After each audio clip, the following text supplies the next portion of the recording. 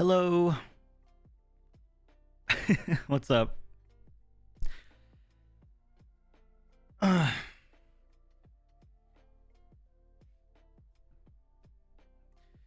Oh, you're gonna be taking it real easy today. Q&A yeah, it's kind of an impromptu one. Yep. A little bit of an impromptu one, so it's gonna be very much like a podcast style kind of stream today. So yeah. Sleepy? No, not sleepy. I don't know. I felt like just chatting with folks. I feel like it's been a while since we've done like one of these just chatting streams, and I know that we mentioned it the other day, but yeah, I feel like, you know, with what we've been doing recently, and I mentioned this a few times before, but I really enjoy just like sometimes just kicking back and hanging out with you guys. So yeah, I figured today we just like do just chatting, and if anybody had like questions, just because as the months have gone on, the last time I did a Q&A was pretty much back when I got 10,000 subs on YouTube, I think. And so that was over 50,000 subs ago. So I feel like there are a lot of new folks in here who, you know, may have some questions or just want to hang out and chat today. But certainly I wanted to do a stream that was a little bit less intrusive for those that were lurking and just wanted to hang out and maybe just had something to listen to on in the background, very much like a podcast. Kate, we found it. We found our man. But really quick, I'm just going to go ahead and say some hellos. As always, Charms, Snail, Kate, Allie, saw you guys in the early gang. Also Hannah as well. Lou, hello. Rihanna, how's it going? Luca, Monty, Mr. Green, Rachel, hi, good to see you. Want to become Fimu? Yeah, every time, man, every time. I'm glad we haven't gotten that in a long time, though. Usually we get those every now and again, and not today, or not recently. Yeah. Urfina, Swags, Ruse, Nintendo Guy, Duchess, good morning. How's it going, everybody?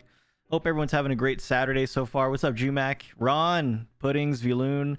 I'm getting a BK chicken ad right now, and I was already hungry. Lupe, good morning. How's it going? Good to see you. Good to have you. Eva Marie with the 10 months. 10 months already. Eva, thank you so much for the continued support. Much love and much appreciated. Always good to have you here. Thank you so much. Isn't E3 starting today?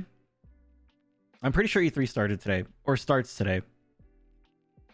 Hey, Bex. Good to see you. Hope you're doing well this Saturday. Charms with the 10 months. Love this community so much. And all the wonderful friends I've made here. Charms, thank you for the 10. I appreciate it. And as always, good to have you here. Kate, what? Am I watching Ubisoft? No, I'm not. I mean, is it happening right now? One second. Hold on. Let me reorganize my my windows here. I'm all over the place right now. Let me move chat to right over here. Boom. Let me move my browser right there. Boom. Izzy, how's it going? Let me move this. What was this? Oh, it's right. This was this. Boom. There we go. Okay. 1 p.m. EST. Okay, so it's at 10. Okay, gotcha. No worries, Ron. Yeah, Nintendo Party doesn't come until Tuesday. We're definitely going to be having a watch party for the Nintendo Direct on Tuesday. I don't know what time it is, but I will certainly be going live at that time to kind of watch it, since it's primarily what we've been doing a lot here on this channel for the past year and a half or so. So I think that's pretty appropriate for us to watch. I hope everyone's having a lovely time zone. So much love to everyone. Lupe, you as well. It's always great to see you. No worries, Alpaca.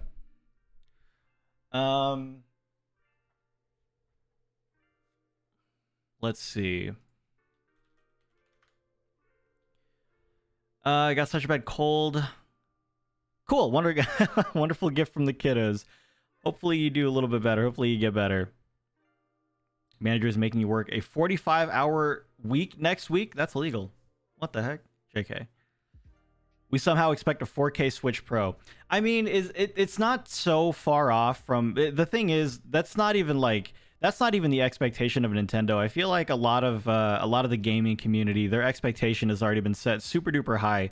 The gaming community in general has been given a lot of power in regards to what happens in the gaming scene, in regards to things like demands, things that we want to see in games, things that we want to be taken out of games, and then usually they end up happening. So, you know, as unfortunate as it is, the gaming community has proven that they're one to not be pleased at any turn. So, you know, that's just the way that the gaming community is nowadays, and I don't like it, and I hate it. But heard a new Mario plus Rabbids. All right, that'd be pretty sweet. I'd like that. Do I plan to make other types of Animal Crossing content?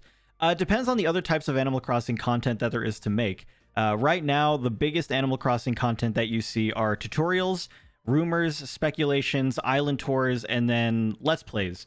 So we have a lot of the island tour videos. Those are the videos that tend to get the more well in order, right? The speculation and rumor videos are going to be getting like the most views because of the fact that people are curious and stuff like that.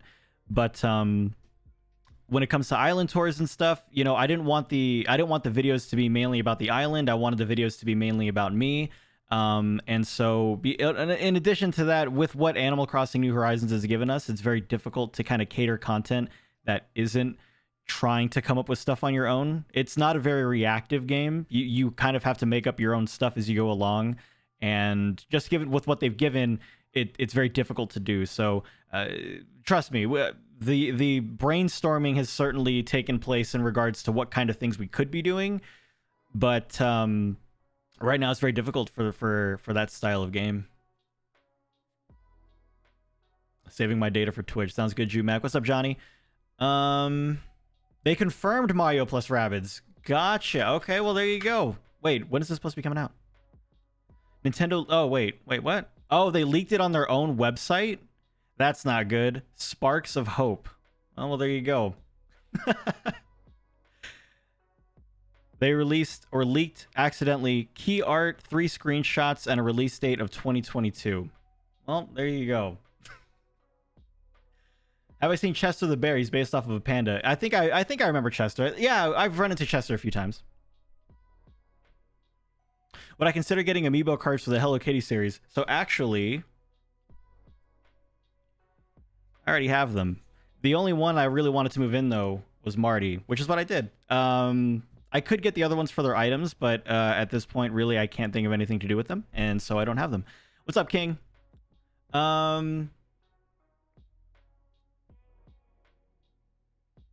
Yeah, for those that are wondering what we're doing today, we're doing kind of like just a podcast style, just chatting Q&A stream. It's very impromptu, but I kind of wanted to take it easy today.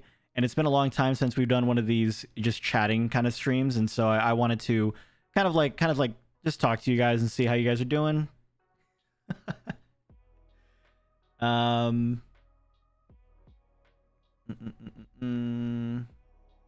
Making sushi and listening in sounds good, Suvi. Thanks for snapping in. Thanks for hanging out. Elgato being a butt, otherwise doing okay. Isn't it always, though? Getting Marty and maybe Toby. Toby's pretty cool, though. Yeah, I like, in order, I like Marty, Chai, Chelsea, Toby, how do you say her name?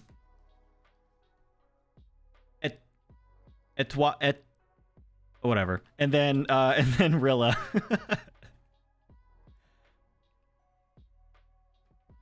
We don't talk about Rilla. We certainly don't.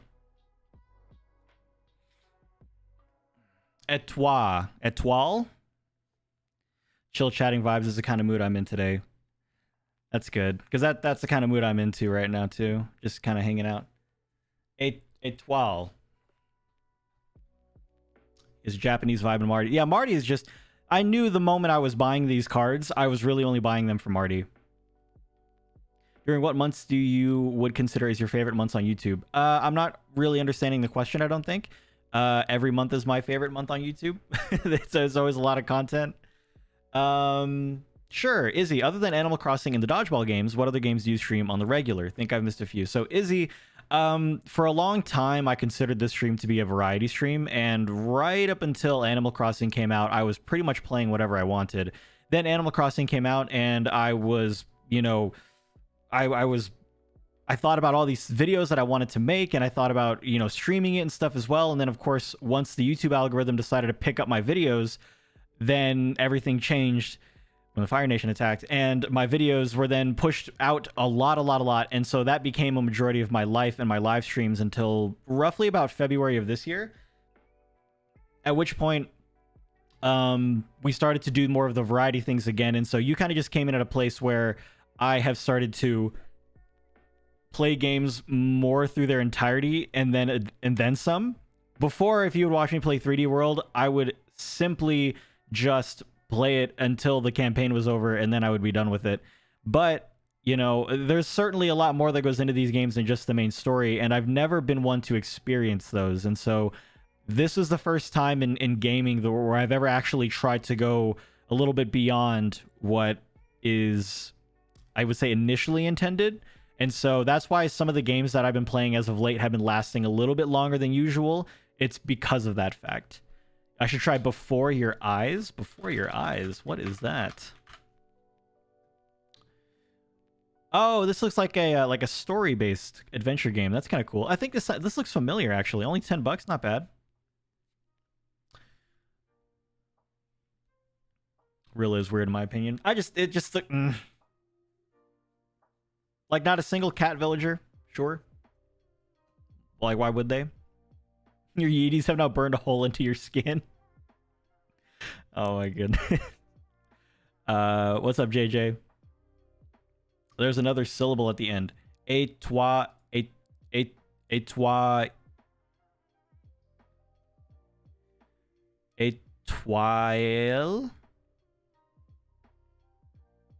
Oh god.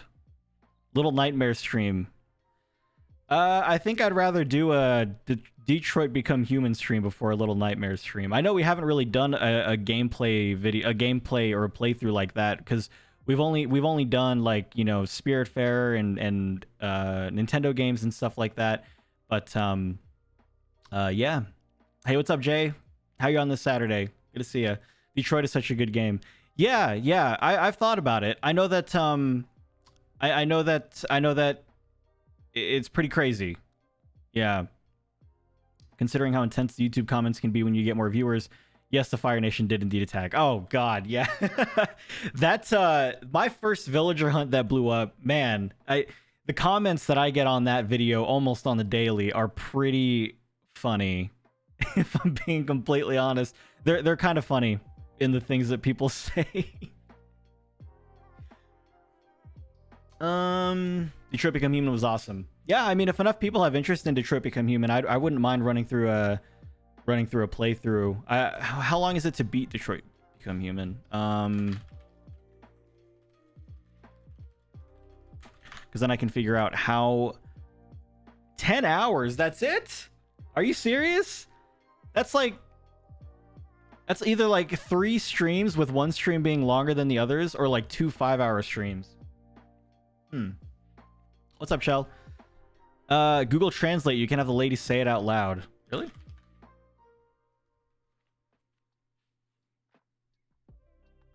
It's gonna be loud. I apologize. It's gonna say it really, really loud. Étoile. Étoile. Alright, that was terrible. That was awful. I'll vote 1,000,000 times yes for Detroit. Yeah, it really depends on how much time you take on all the situations. Fair enough. Your actions have consequences. French lessons with Ryan. Oh god. When will you wait? When will you learn? Are you guys? Is that the Vine? Are you guys referencing the Vine? Is that what that is? Yep, that your actions have consequences. Do I use the PS5 much? Yes. Well, not a lot, but I've been playing it a lot more lately.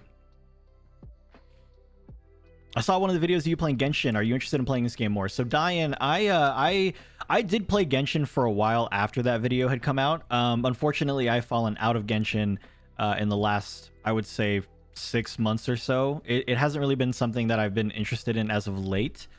But there are a lot of people who have been getting back on it lately, and because I am a slave to trends and peer pressure, there is a part of me that has thought about re-downloading it to try and playing it again. Because in my mind, if there's got to be a reason all these people are coming back to it, right? And there's got to be a reason that I'm missing. So maybe, we'll see. Thanks, Kramer. What is everyone eating right now? Good old coffee. Pretty much it.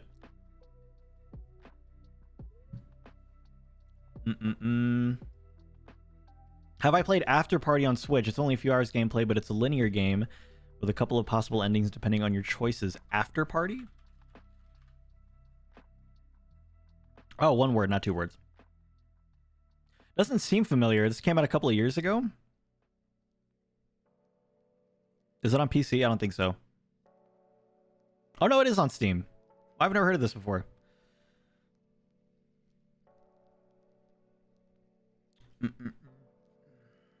As Ron says, with the K. Croissant. Barbecue in 30 minutes. What's there? Everybody's got barbecues, man. Everybody got barbecue. Eating coffee. Yep. A To the Moon stream would be fun. So the thing with To the Moon is it's and this is so weird considering what most of my, like, especially my YouTube content is based around. To the Moon has a lot of reading.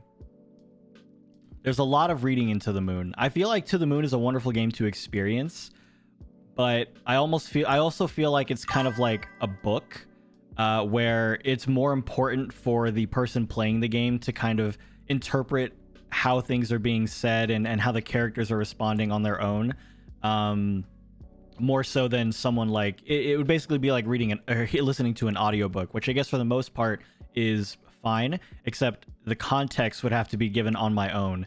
So I could certainly say what they're saying well, but then when it comes to what happens between point A and point B, it's like a narration, which I just don't have the energy to do, I suppose. Ultralife's with the 7 months. Welcome back for the 7. Many waves to you. Good to have you. Thanks for stopping on in. Brits do barbecues the best. I have never had British barbecue before, I don't think. And this is coming from someone who lived in the United Kingdom for 4 years.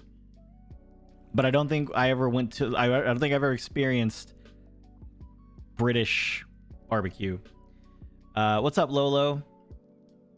Miitopia demo was fun. I think the reason I didn't want to get the Miitopia game in general was because I found out that it was not couch co-op. It looks like such a couch co-op game, but apparently it's only a single player game.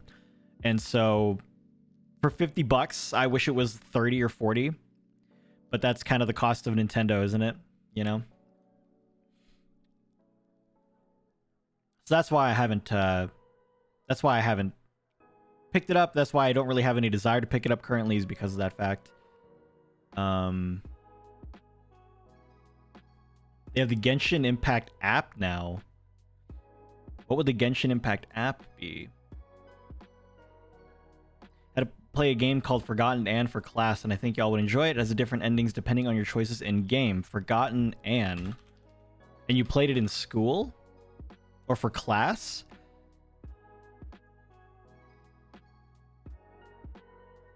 I like the art style. This art style always kind of trips me up, though, because it looks like I'm playing, like...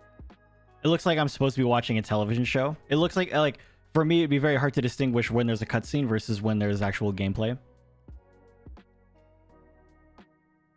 Sounds good, Charms. No worries. Be sure to just hang out for as long as you need to. No, Alpaca. No, I know that there's a free demo, but, like, it's just... How far do you go with that free demo, you know? Lolo with the gifted sub to A for Shay. Lolo, thank you so much. A, welcome back for the 4 months. Appreciate it, Lolo. It's dissecting the rhetoric of video games, especially choice-based ones. Really? This game? Forgetting Anne? Or Forgotten Anne? Interesting. One of the PE teachers would let you play Among Us if you got done early. Have the app for the Genshin game. Yeah, what does it do?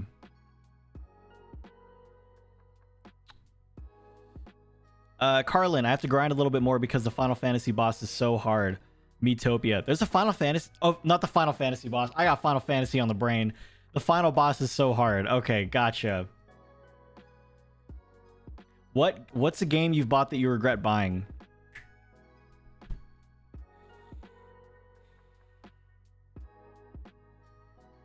God, that's a good question. If I'm being completely honest, Link's Awakening, the remake, that I mean, it offered nothing more. It just looked prettier, you know? It was just a modern remake of an old game. You finished it and that was basically it. And so I was like, for me, I don't regret it because I hated it. I regret it because the experience was no different than it was like 50 billion years ago, you know? So it was, I mean, it was nice to go back and for the nostalgia of it all, but at the end of the day, really for me, it was very much just like, sure. Yeah, I mean, yeah, there you go. It's exactly what I expected. What's a board game you regret purchasing?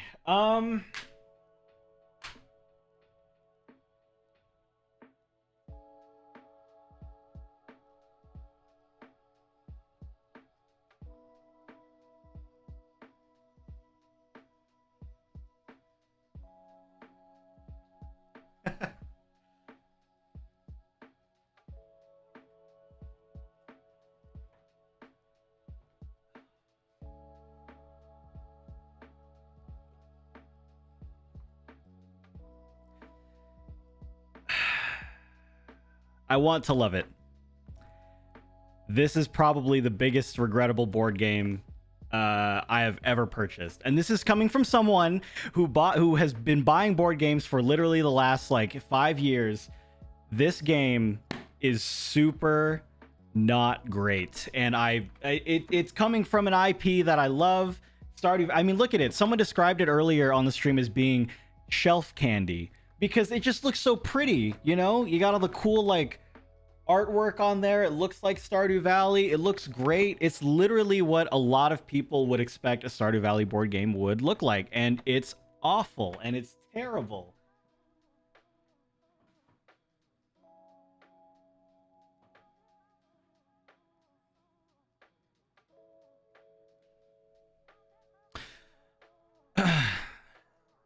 Stardew Valley is fun, but the board game is not. Yes, here's the reason why. The reason the board game of Stardew Valley is not good is because the fact that everything that you do in the game is done via decks or dice.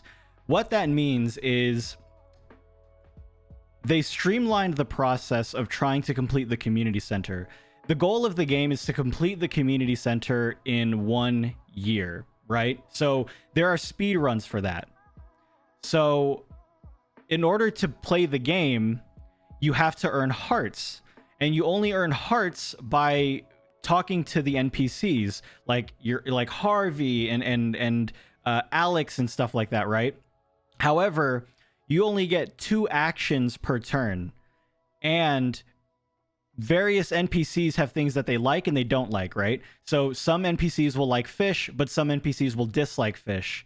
So let's say for 1 action, you go to town and you meet an NPC and you flip over, boom, Alex.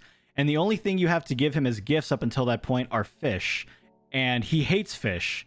So what does the board game say? Well, then you're never talking to Alex ever again.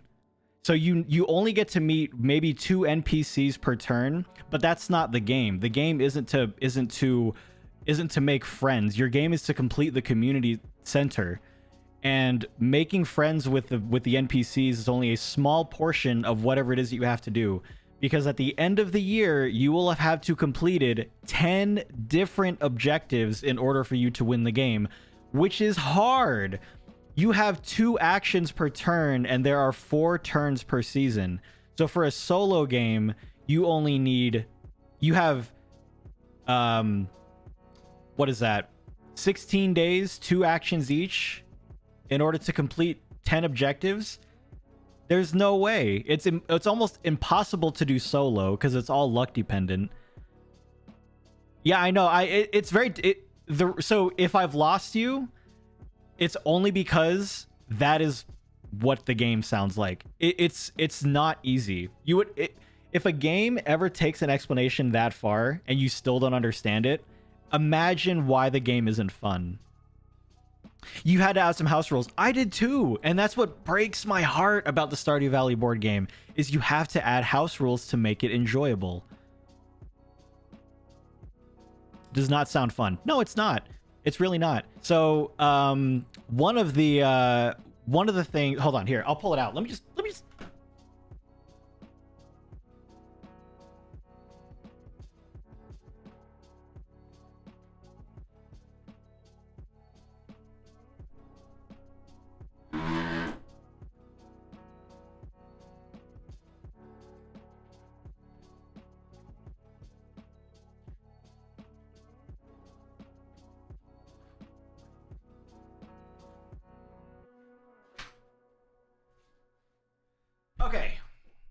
So, in Stardew Valley, one of the things that you can do is you can go fishing, right? Cool. Easy peasy. You just go fishing. There you go. Now, in this game, fishing is this. You have a nice velvet bag filled with little fish tokens. Look at that one. There's a herring right here. Good to go. Real cool. However, you are only allowed to see on this board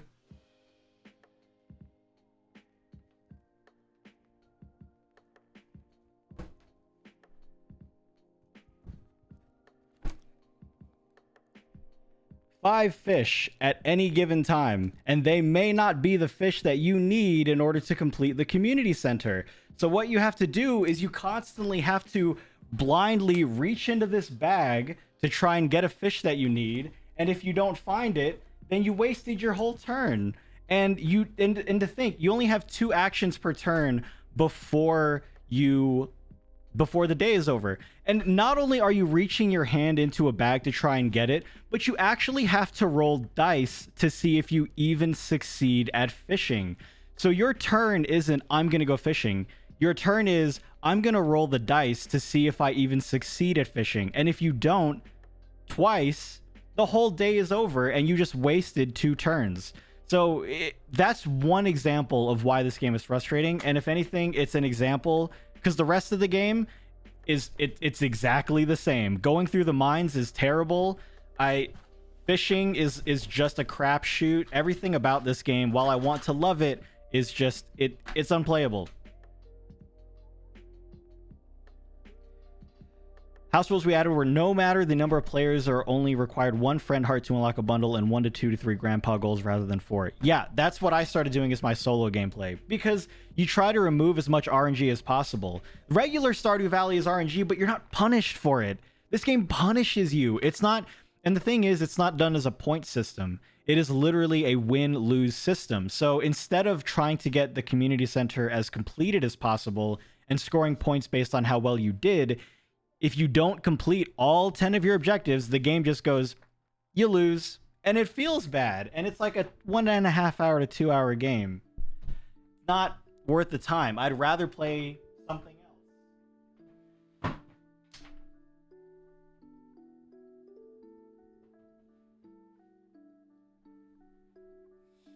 Just play it on the PC is what I said. Yep, play it on PC. Don't bother with the board game. It's a $50 board game, $55 actually. And it's not great. Don't buy it. If someone wants to give it to you for free, or if you find it in the dumpster, then go ahead and take it. But otherwise, do not spend your money on it. It is not great. It's not good for board gamers. It's not good for fans of Stardew Valley. Sounds like they farmed out the development of the game to someone other than the developer who made it in the first place. I wonder if a board game company dangled the opportunity and a team just developed it separately. Actually, as far as I remember, I think Concerned Ape did have a hand in helping create it. Yeah, exactly, Ali. And here's the thing. As someone who is a big hobbyist board gamer, I don't mind losing. But the game has so much variance that there's no room for improvement. You know, like when you play a board game and you lose, you can see at moments when you could have done something differently. But for this game, you go to the mine and you're like, all right, let's see if I'm successful in the mine. Roll some dice. No, I'm not. What can I do better next time? Nothing, because it's all luck. So it's just, there's no room for improvement. The ceiling is right about here. That's it. It's so low.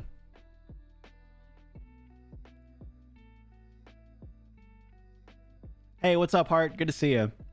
One of my least favorite parts of the game is how many pieces are involved. Oh my God. Yes, everything is a deck. Everything is a deck and dice and ugh. And the cards are so small too. All those activities just sound like worse versions of what you can do in the video game. Exactly, because that's what it is. Because it's worse versions of what you could be doing in the game.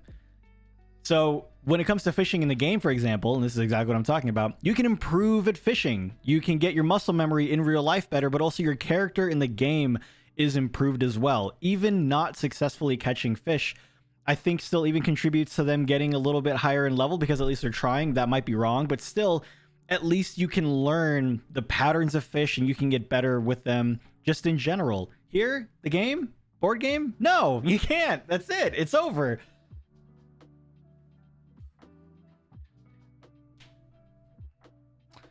So yeah. That is my biggest regretted board game, Ali. Thank you for that.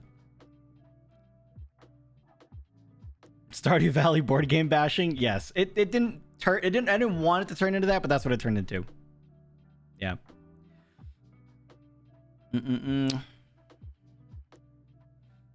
Sounds like trying to collect art from Red when he first appeared in AC. It is. I mean, it basically feels like it. Honestly, it really does. Yeah. But yeah, we have a lot of board games. It's insane. Aggravation. It's an adult version of Sorry. It's a fun group game. Aggravation. See, I'm a fan of like group games and stuff like that, but it has to be. I don't know. I don't really know exactly what I'm looking for, but I know I'm not looking for Cards Against Humanity. Cards Against Humanity has a very much one-time use kind of thing. It's good for like one day, and then when you play it again, you're like, ugh. Micah with the 7 months tier 2. Thank you for an amazing 7 months, guys. Micah, thank you so much for always hanging out. Thank you for the tier 2, 7 months. Much appreciated. Hope you're doing well on this Saturday. Thank you so much. I love the long explanation. Well, technically, that's how my YouTube channel started, isn't it? Just constantly going off on rants and tangents of things that didn't matter. Gets boring quickly. Yeah, Cards Against Humanity, there's a vanity to it that only exists in its first day. What's up, Dana? Yeah, Izzy, it really is. Is it You Sure? Is good if you want a good card game, mostly reserved to the Midwest, though. Interesting. That sounds familiar. Euchre. It's a trick-taking game. Oh, it's played with playing cards. Okay, I was like, this game sounds familiar, but not from a box or from anything like that.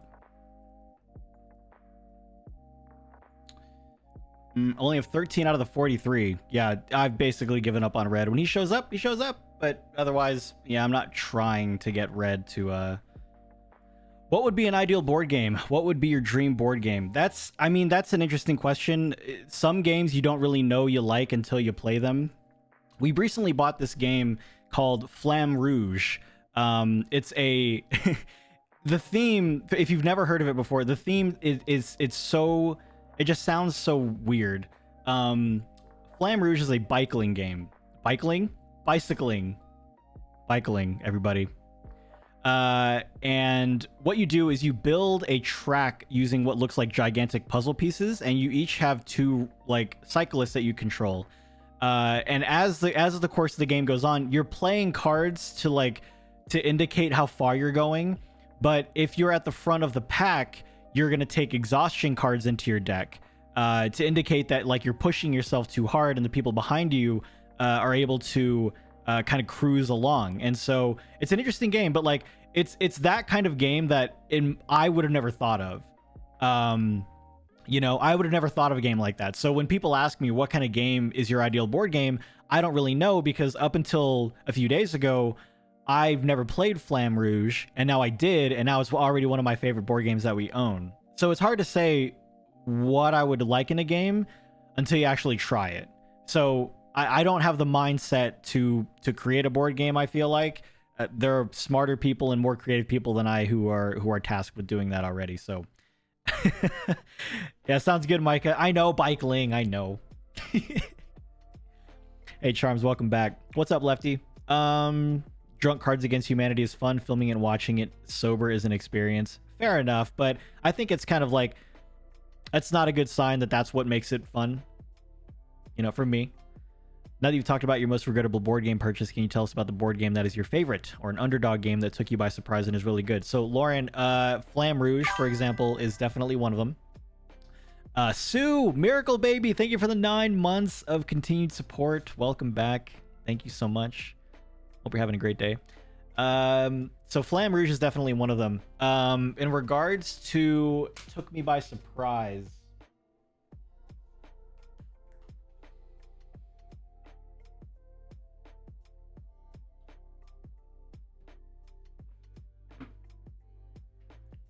This game, Viticulture. Now, here's the thing. Like, for those that are not familiar with modern day board games, the description of these games is going to sound super duper weird. Viticulture is a game where you maintain a vineyard, and your job is to send workers out into a town in order to do things like get visitors to your vineyard. You're trying to make the best looking one. You're trying to get the most profitable one. I mean, it's so hard to describe board games that don't look cool. Like, okay, so here's this one, right? Look at this one. Look at how, like, this is like something you'd find at like your grandparents' house. I feel like, oh, viticulture, right? And then look at this one.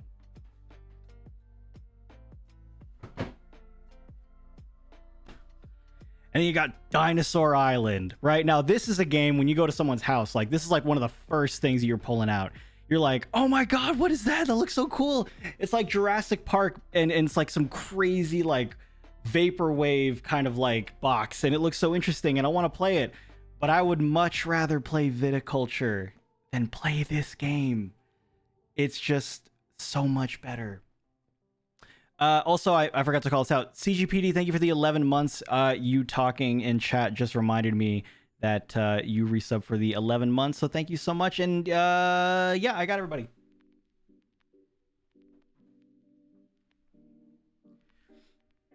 So yeah, that's another testament to things like board gaming and stuff, and like what the hobby, how it'll make you feel, and what different games, even though it may not seem appealing to you at first, why it actually is at the end of it all, you know. So that's why you definitely have to try different styles of board gaming in order to get something that you really, really like, just because you never know. And now we have a ton of those style games for Viticulture. They're called Euro games, and we have a ton of them now. Yeah. Cards Against Humanity really is one of those games that you need a good group to play. Yeah, because if even one person in your Cards Against Humanity group does not have the same sense of humor, it can wash over the entire table and be like, it kind of like, it's not their fault, but it does kind of like drain the energy from the table if one person isn't really finding the jokes funny whatsoever. It almost feels like you kind of want to like say, okay, this isn't really like doing it for us. Should we go do something else? Should we move along? Because you also feel like you're kind of wasting that person's time.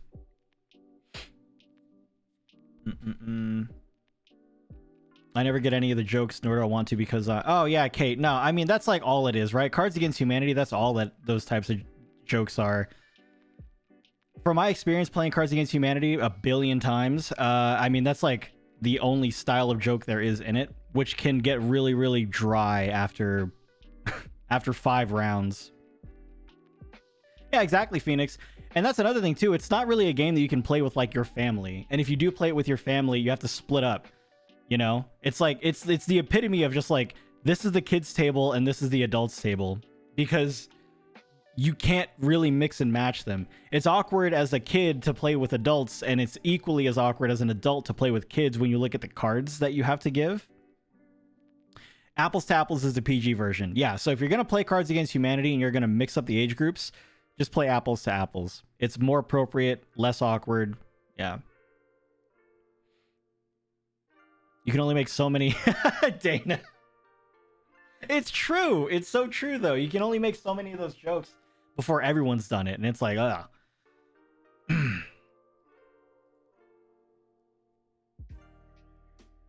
Apples to Apples is usually just objectively funnier. I agree with that.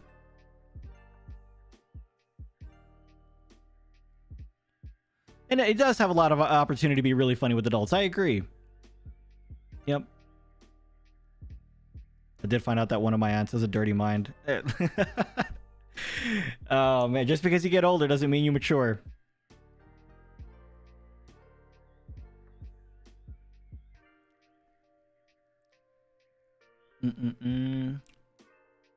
Just like scrolling up now, just double checking, make sure. I think it really depends on who you're playing with too. Like Jackbox could be just as bad. Oh yeah, absolutely. A game of not blather around. A game of what's it called? What's the one that you fill Quiplash? That one could be really weird depending on who you have. Love Letter is a great card game if you haven't played it already. Snacks, what's up, dude? Yeah, we actually have Love Letter in the living room. We keep most of our small games in the living room as a means to quickly just grab a game or something like that. But yeah, Love Letter is also great. If you're looking for an introductory card game, definitely try Love Letter. Another good one is Sushi Go. That's also a really fun one. Quiplash gets so weird if you're playing without people of the same sense of humor. All those games require a group that requires the same amount of humor from everybody. Otherwise, you get put into this really strange situation where, again, you almost feel like you're kind of wasting someone's time if they're not finding all the jokes to land. One of my friends always has Love Letter on him in his messenger bag, so we can play whenever and wherever. Yeah, that's awesome. If I was to keep a game on my bag and on my person at any given time, it would probably be a game called Hive, which we don't own. We need to get, but it's super duper fun. Favorite 2-player card/board game. So, are you talking about games that are only meant for 2 players or games that you can play with 2 players? We don't really own a lot of games that are only meant for 2 players. Yeah, now that I think about it, we don't. Either?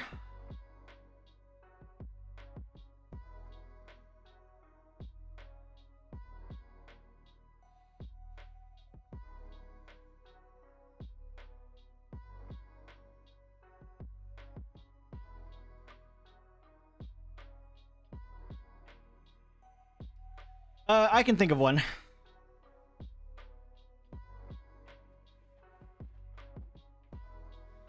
So this is Everdell. Everdell is a wonderful engine building game that we only ever play our board games at 2 players, but I feel like honestly anything more than 2 players for Everdell is too much. So the concept of Everdell is you are woodland creatures and you are preparing for the winter season over the course of a year.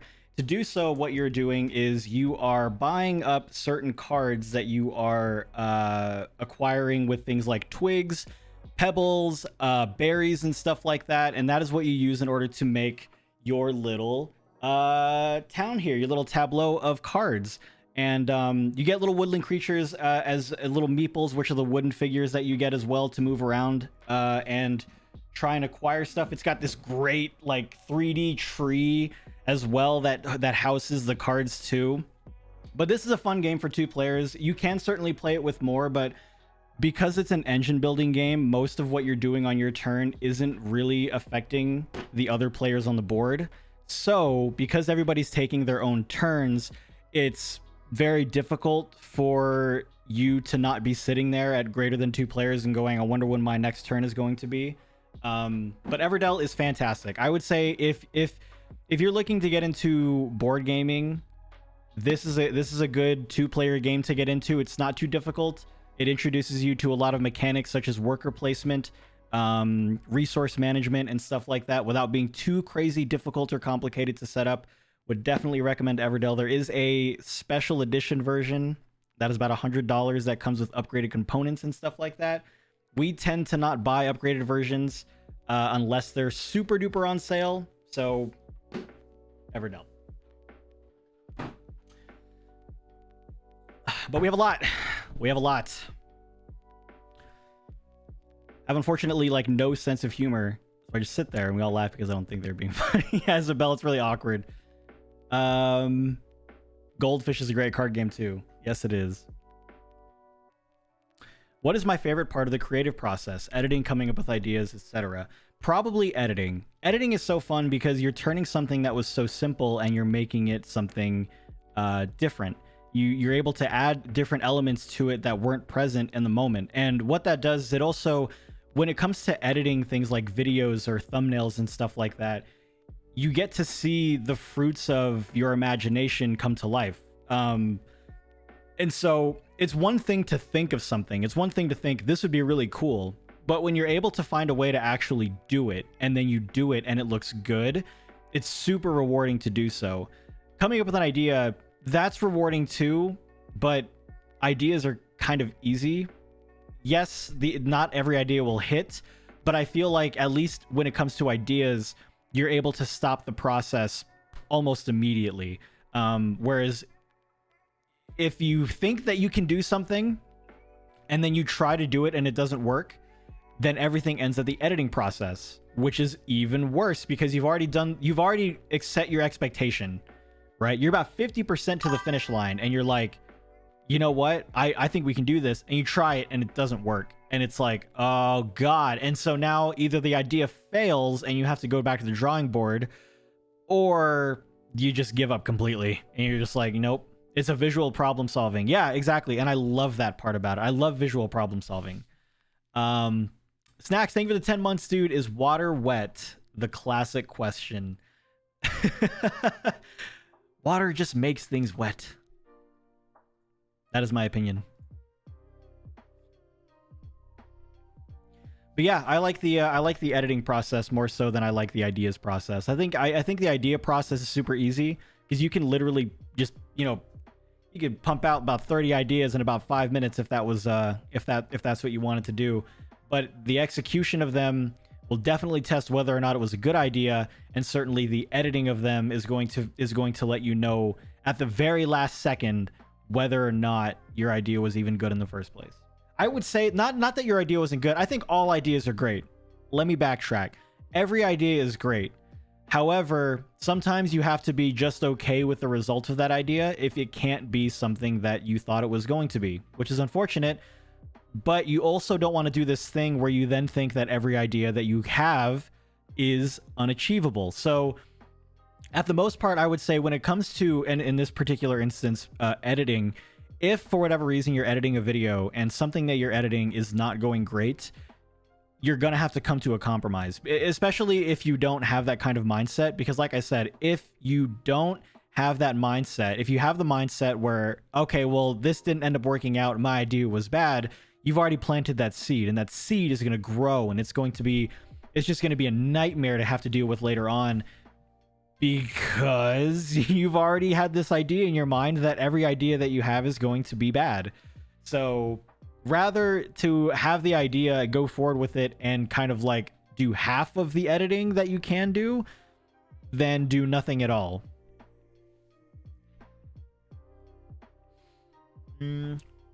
Muffin, I'm doing great. How are you? Jackbox is making a head-to-head team game in pack 8. This should be interesting. I think I called that out, but I don't think I looked it up. I think it was in the process of looking it up. Job? The heck is job? That's like an interview thing.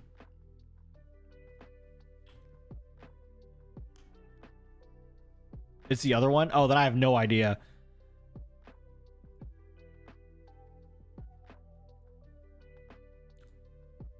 Check their blog. They have a blog. Is it Zanga.com/Jackbox Party Pack?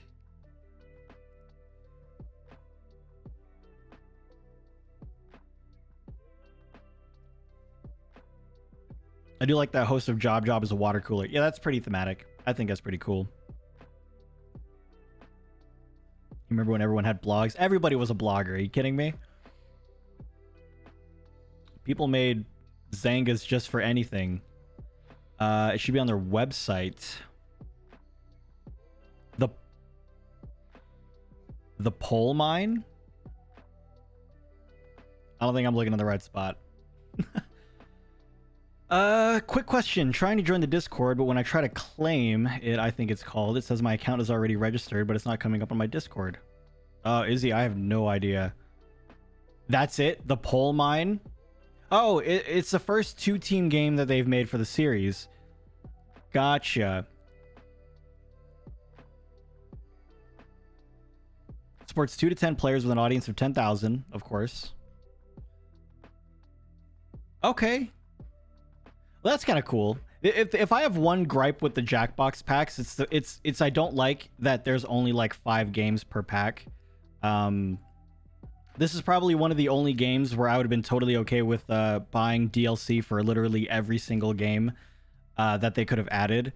Like if Jackbox was like, hey, you can get the Quiplash pack for $20, or not 20 bucks, maybe like 10 bucks, I'd be like, cool. Because every time you want to play a different game, now you have to open up another version of Jackbox, which is kind of annoying.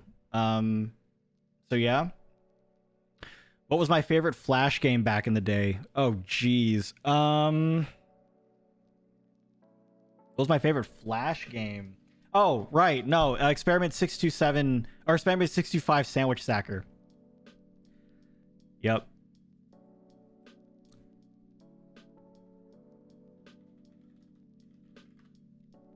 Let me see.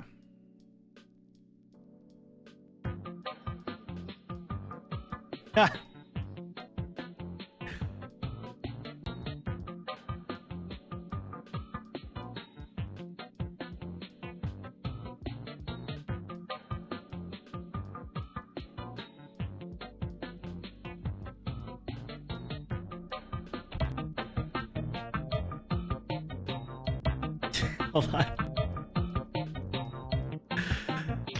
You gotta get all the right stuff. You don't want to get the bad meat. You don't want to get the fish bones. You want to get the pickles. You want to get lettuce. You don't want that. You don't want that. You want onions, and then you get the bread. Bam.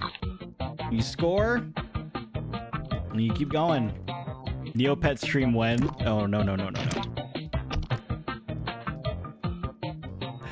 Oh Jesus. This game still exists. I mean, apparently it does. Apparently it does. Totally Spies or Kim Possible. I'm a big fan of Rufus, Kim Possible. I like the Nako. I like the whole idea of the Nako, even though it's pretty straightforward. Oh, that's a whiff. Feels like a Webkins game.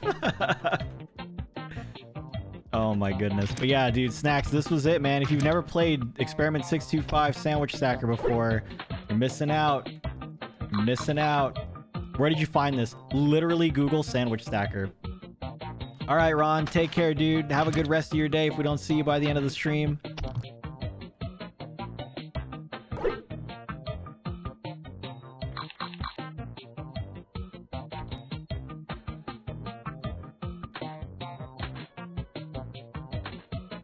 Oh boy.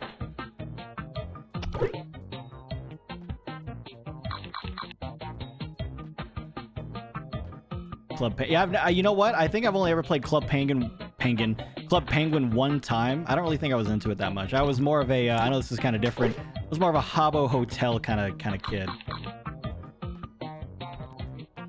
Jamma Sam's Freddy Fish. Oh yeah, dude, I love the point and click games. I like Sly Fox. Sly Fox is really fun. I think those franchises are all on Steam, no? Your Terraria speedrun got rejected for too fast? You're too dangerous, Duhan. Too dangerous. Oh, shoot.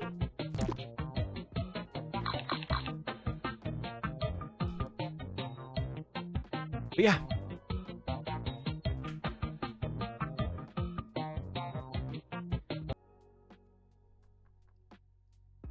Zach and Cody's tipped in trouble. Oh, God.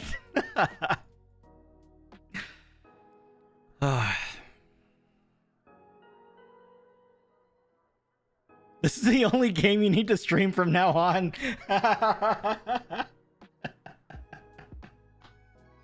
Yeah, that's it. I'm just a sandwich stacker streamer from here on out. I'd watch you try to get to the highest level. What would be the highest level? I don't even know. Like 10,000? Because it doesn't seem like it ends. Oh, you Snell, you're welcome. Very welcome. Do it up. There was this old, I don't know if anybody ever played this. There was this old Scooby-Doo Flash game that was used to promote the second Scooby-Doo movie. And for some reason, about halfway through the Flash game, there was a legitimate jump scare. And I'm not talking like I know that I sometimes exaggerate when things are jump scares in games, you know, like I'm always like, oh, that's a jump scare, and it's not really a jump scare. I'm talking like the Flash game was mid-level, and it would show a picture of a zombie and like do a loud scream. And this was on like the official like Cartoon Network like website. It was so weird. I was like, why is this here? For a long time, I thought that maybe I just gone to a bad site. I found out recently that that was legitimately like, that was their thing. Stop talking. So I just thought that was so weird. I was like, why? Who greenlit this? Why is this a thing? I remember playing Chips on my computer a long time ago. Chips on Windows 97? I don't remember Chips. Yeah, Charms. It was pretty much like that. Yeah. Moshi Monsters. Can't say that I remember what Moshi Monsters is. One sec.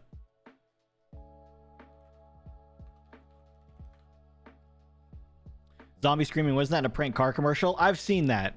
Yeah, that's one of the first jump scares I've ever experienced, and yeah, it's basically what it was. Windows Pinball was my jam, wasn't it though? Did anybody ever used to do this in okay, this is gonna be so silly, I feel like, when I do this. I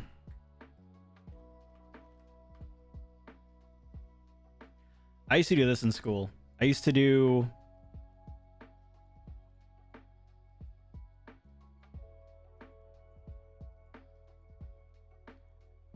and then I would take a paint bucket and I would just start filling in random, and I'm just like, look, I'm doing art. Did anybody ever used to do this, or was it really just like 8-year-old me? This used to be what I used to do though. I was clearly a creative child. Yep, it was already budding. It was already getting ready to go. Now sell it for 20 million. Hold on, I gotta get my signature on here. Which style of brush is it? I think I want to use this one. Is that right?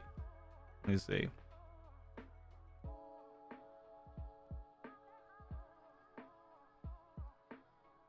There we go. I can't really do my signature on a on a mouse.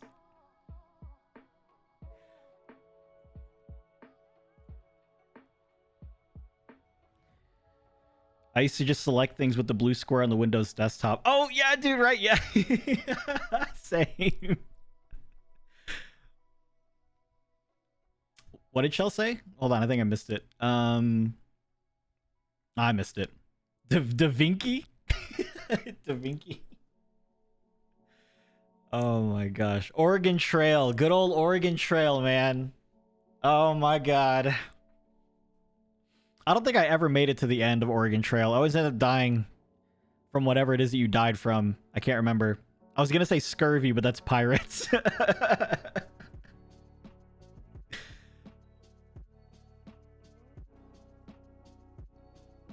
Dysentery? Is that what the word was? Dysentery? That's what people always died from in Oregon Trail? I can't remember. Is it? It sounds about right. Somehow, if you never played... Ali, are you out of your mind? We're done. We're done professionally. Does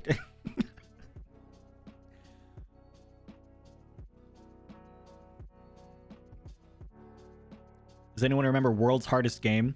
Is that the one where you have to get the ball through the maze and you have to get to like a green dot at the very end of it? Dysentery. Okay, gotcha. It was dysentery. Okay. Yeah. Scurvy. Or drowning. Yeah, that was always good. Yeah, Oregon Trail, I never knew what to do. I never knew what to do. Where in the world is Carmen Sandiego? Of course, Tabby. Where in the world is Carmen Sandiego? That's OG. I love Where in the World is Carmen Sandiego. Guess it wasn't a thing where I live. Fair enough. I think I died of starvation once. Yeah, you're always really good at handling food, you know? That might be because I'm Swedish. Possibly. Possibly. I don't really know the reach of Oregon Trail in regards to which classes around the world were able to experience it or not, but I would not be shocked if anything outside of the United States had never experienced it. Broken leg, walk it off. Always died. Every time. Every time. Oh, gotcha. Hold on. Wait, Alana, if you asked the question that Snacks is asking right now, I am so sorry. and I don't know where that question is. What personality trait have gotten you in the most trouble? Personality trait?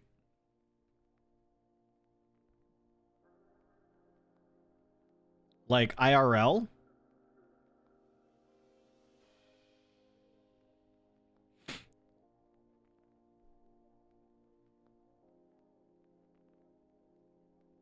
Oh, that's the other day.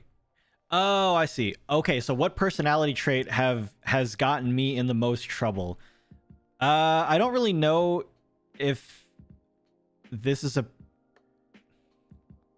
not necessarily peer pressure, and I don't even know if fear of missing out is one. Being too nice can get you in trouble too. But fear of missing out, I don't think that's a personality trait. I think that's more of a mindset than anything. The thing with fear of missing out is the fact that you end up buying a lot of stuff that you don't need in the off chance that if for whatever reason it's no longer available, and then you decide you do want it. By the time you decide you want it, it's like $300 instead of the $60 that you could have spent. So that's a big problem with us when it came to like buying board games, right? So FOMO, fear of missing out, is I see a game and I'm like, oh my God, I want to buy that, but I don't know if I really need it. And then 2 years down the road, whenever I do decide I finally want it, now suddenly it's $800 and I'm like, oh my God, that's an exaggeration. But yeah, me and the GameStop stocks. Jeez. Hey, there's still room for AMC, I think. I think you'd still do AMC. But yeah, FOMO is the absolute worst. If you've experienced fear of missing out before, you'll know just how terrible it is. Because it's a bad mindset, because it leads to owning a ton of stuff that you can end up regretting. Especially if the thing that you were afraid of in regards to missing out doesn't ever actually come to fruition. It hurts your wallet, obviously, because you're kind of spending money frivolously and without any real care.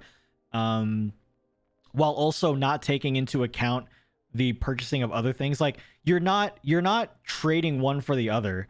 Fear of missing out doesn't allow you to basically be like, okay, I'm going to give up doing this in order to buy this thing that I have a fear of missing out on. You are simply just going to spend money on both, because you can't validate reducing the other thing, but you also can't validate not buying the current thing.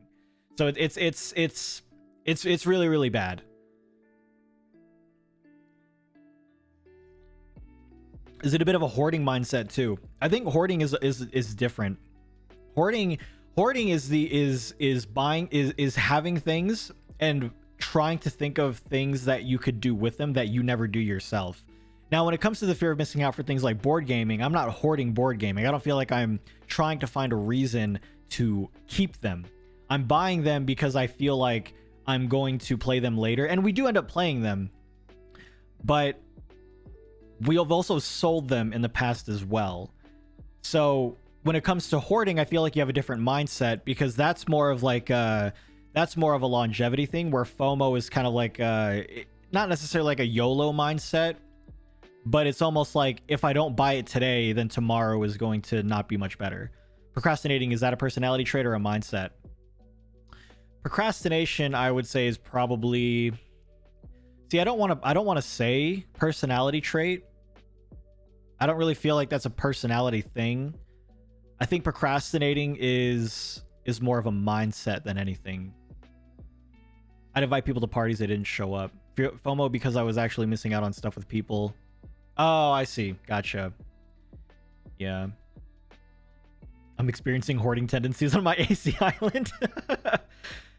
Procrastination is the human experience. Yeah. Procrastination, I wouldn't put into a personality trait. I would put it into more of a mindset. I would put procrastination more into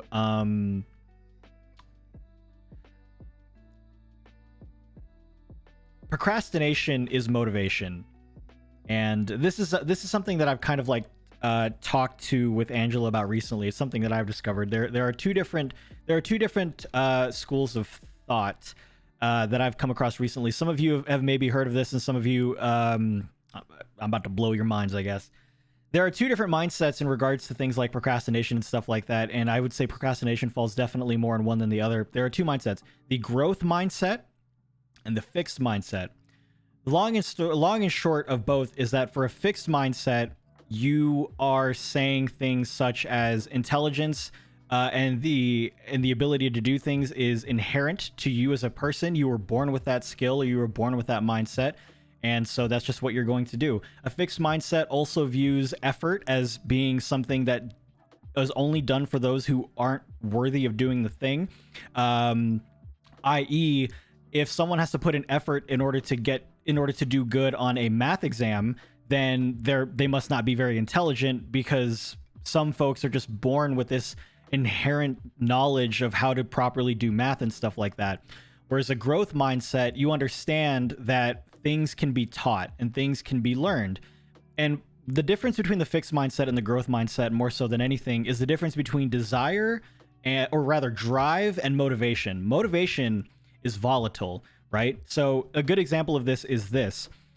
To be motivated is to say, I don't want to go running today because it's raining.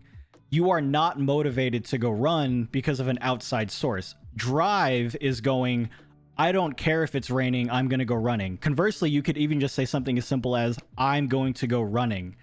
That is drive and that is motivation. So when I say that procrastination and motivation are kind of the same thing, it's that they're both pretty volatile. It's more of a mindset more so than a personality thing. To view it as a personality thing is to basically say that there's no way to not be a procrastinator. So if you say that being a procrastinator is a personality trait, you are basically saying that there's no way that you can not be a procrastinator, which I think is incorrect. I think we all have the capacity and the ability to do so, but it's more about the drive of what you want to do, more so than what you are motivated to do. Like I said, motivation is volatile. You can not be motivated one day to go do something and be motivated like heck the next day to do something. But motivation will only last you for maybe a couple of weeks before you finally do that thing. How many of us have done this thing?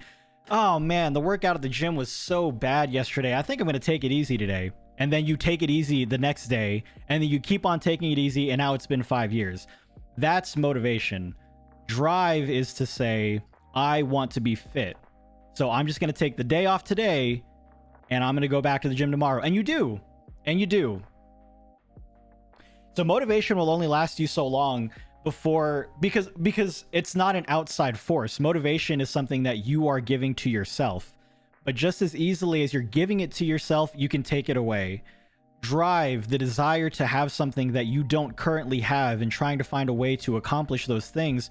Now what you're trying to do is you're trying to capture something that is outside of your control. If you don't have control over it, then not only are you going to be driven to do things differently in order to try and achieve what you want to do, but it also allows you to do things like have self-evaluation, right? The thing with motivation and stuff like that is, think about the example that I just gave. Like people who have motivation, they can't control the rain, and yet it's controlling the thing that they want the most. There's no drive there. So yeah, that's the difference between a growth mindset and a fixed mindset. There was actually, I'm gonna kind of talk about this for those that didn't see it. There was a study that was done with kids, and I talked about this with Angela this morning on our walk today. There was a study done with kids where there were two groups of kids. One was given a fixed mindset statement, and the other one was given a growth mindset statement. The fixed mindset statement kids were told, you did really good, you must be really smart. Fixed mindset. The growth mindset kids were told, you did really good, you must have tried really, really hard. So what they then did was they gave the kids a choice. You can either get an easy test or you can get a hard test. Now, the kids who were told, you must be really smart, more often than not ended up choosing the easy test. One, because they already felt smart and they wanted to keep up that I'm born smart, I must be smart kind of thing, and anything that they can do to show that, they will. Whereas the kids who were given the growth mindset statement chose to challenge themselves a little bit more because they weren't afraid of the result. The only thing that they were focused on was the process. They were praised for the process, not what happened. What ended up happening was, after all was said and done, the kids were then given a very similar test to the one in the very beginning. And what ended up happening was those who were given the fixed mindset statement actually ended up doing worse than the kids who were given the growth mindset statement. And then when asked what their score was, the fixed mindset kids lied more often than not about their score because they didn't have a proper way to cope with their failure. A good way to describe it is this: those who are in a fixed mindset view it as this: when I win, it must be because I'm a winner, but when I lose, it must be because I'm a loser. That is a fixed mindset, and that is one of the reasons why a lot of folks, especially like when you bring everything all the way around and you view as content creation as well, it's streaming, making YouTube videos and stuff like that. If you have that kind of fixed mindset, what's going to happen is you get a lot of folks who, when, especially now that things are opening up again with COVID kind of like going out, people's numbers are going down. But because of the fixed mindset, a lot of folks are thinking that it must be because of something they're doing, right? It's when I'm winning, I'm a winner. When it's losing, I must be a loser. They're not viewing it as the growth mindset. They're going fixed. And it's hard for them to get out because there's no other way for them to cope with what's going on. No, it's not. I'm not calling you out, dude. This whole thing is contextual. It's different. Our choice of words have such an impact on them. Absolutely. Through and through, 100%. Everything you say to them is going to resonate in some way, whether or not it's tomorrow or the next 10 years. I know. I'm going to need to save this VOD for future references. Well, I've been posting a lot more of the stream up, like the VODs on YouTube. So I know that on Twitch, VODs will eventually go away, but on YouTube, I'm trying to make more of an effort to kind of like expand this VOD's reach and stuff like that. So I'm posting a lot more on YouTube. So if you want to reference this talk in particular, then it will be over on YouTube for however long YouTube decides to stay up. Being aware of these things, thoughts on Mayo. Love Mayo. Being aware of these things help you grow and change. Absolutely. And the faster that you can come to terms with them, the faster that you can start implementing different things. We calling snacks out again. I'm down. Yeah, Charms. Yep. What's up, Blaine? So yeah, that's the difference between the fixed mindset and the growth mindset. It's one of the things that's getting me out in the morning to go walking, and even just change my lifestyle in general. Because like I said, with a fixed mindset, you're doing this thing where if I don't go in the morning because I'm tired, then obviously my drive or my desire to be in a more fit state is certainly not high enough. Now that's not to say that it's not high enough. It's just that it may just be lower than what I give in regards to motivation. If I put too much emphasis on motivation, it will take over, and the things that I really want are going to fall by the wayside due to this mindset.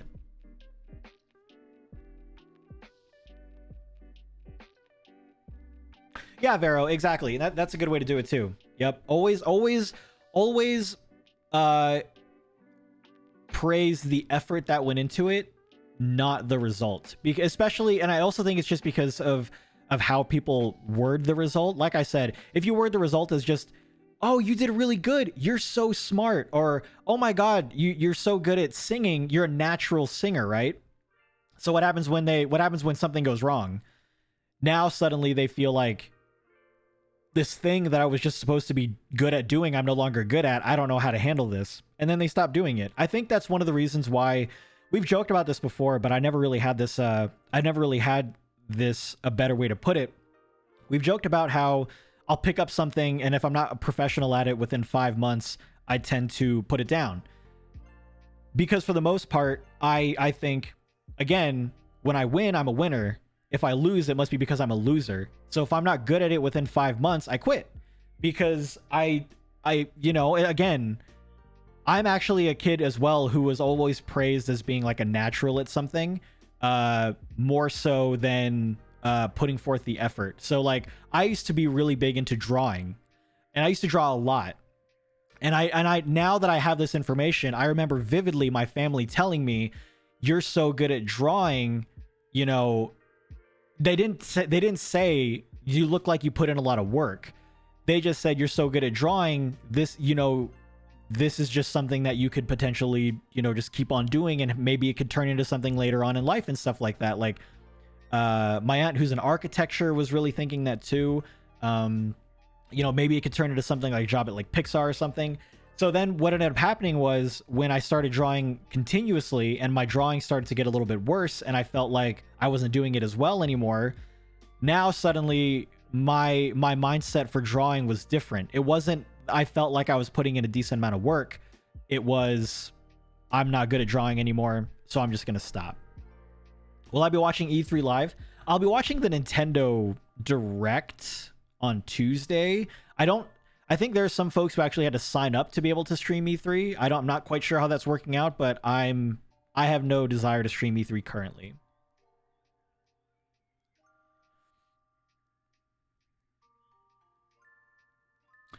People used to tell me I'm so good at math. Then when I got worse at math, it made me feel super bad. Exactly. Fixed mindset. When you feed a fixed mindset to somebody, they feel like they're supposed to be good at it. And then when they're not, what are they supposed to do? They were never praised for actually putting in the work, They were only praised for the result. And so when that comes, when you think about that, if result A is different from result B and result B is worse, you have no room for self-evaluation. You have no idea what you could have done differently or better. Conversely, you also didn't know what you did worse, because you're not focused on what it takes to get to thing. You're focused on thing. That's it. Do I have any E3 predictions? Not really. No. If I'm being completely honest with you, as someone who is big in the Animal Crossing community in regards to Twitter, Reddit, and stuff like that, I'm honestly like so over predictions and speculations that I'm really just going to take things for what they are when they get announced. Because it's just, I've been dealing with the word speculation and rumor for the last maybe 6 months or so, and I think I'm pretty much over it. I was told, hold on a second.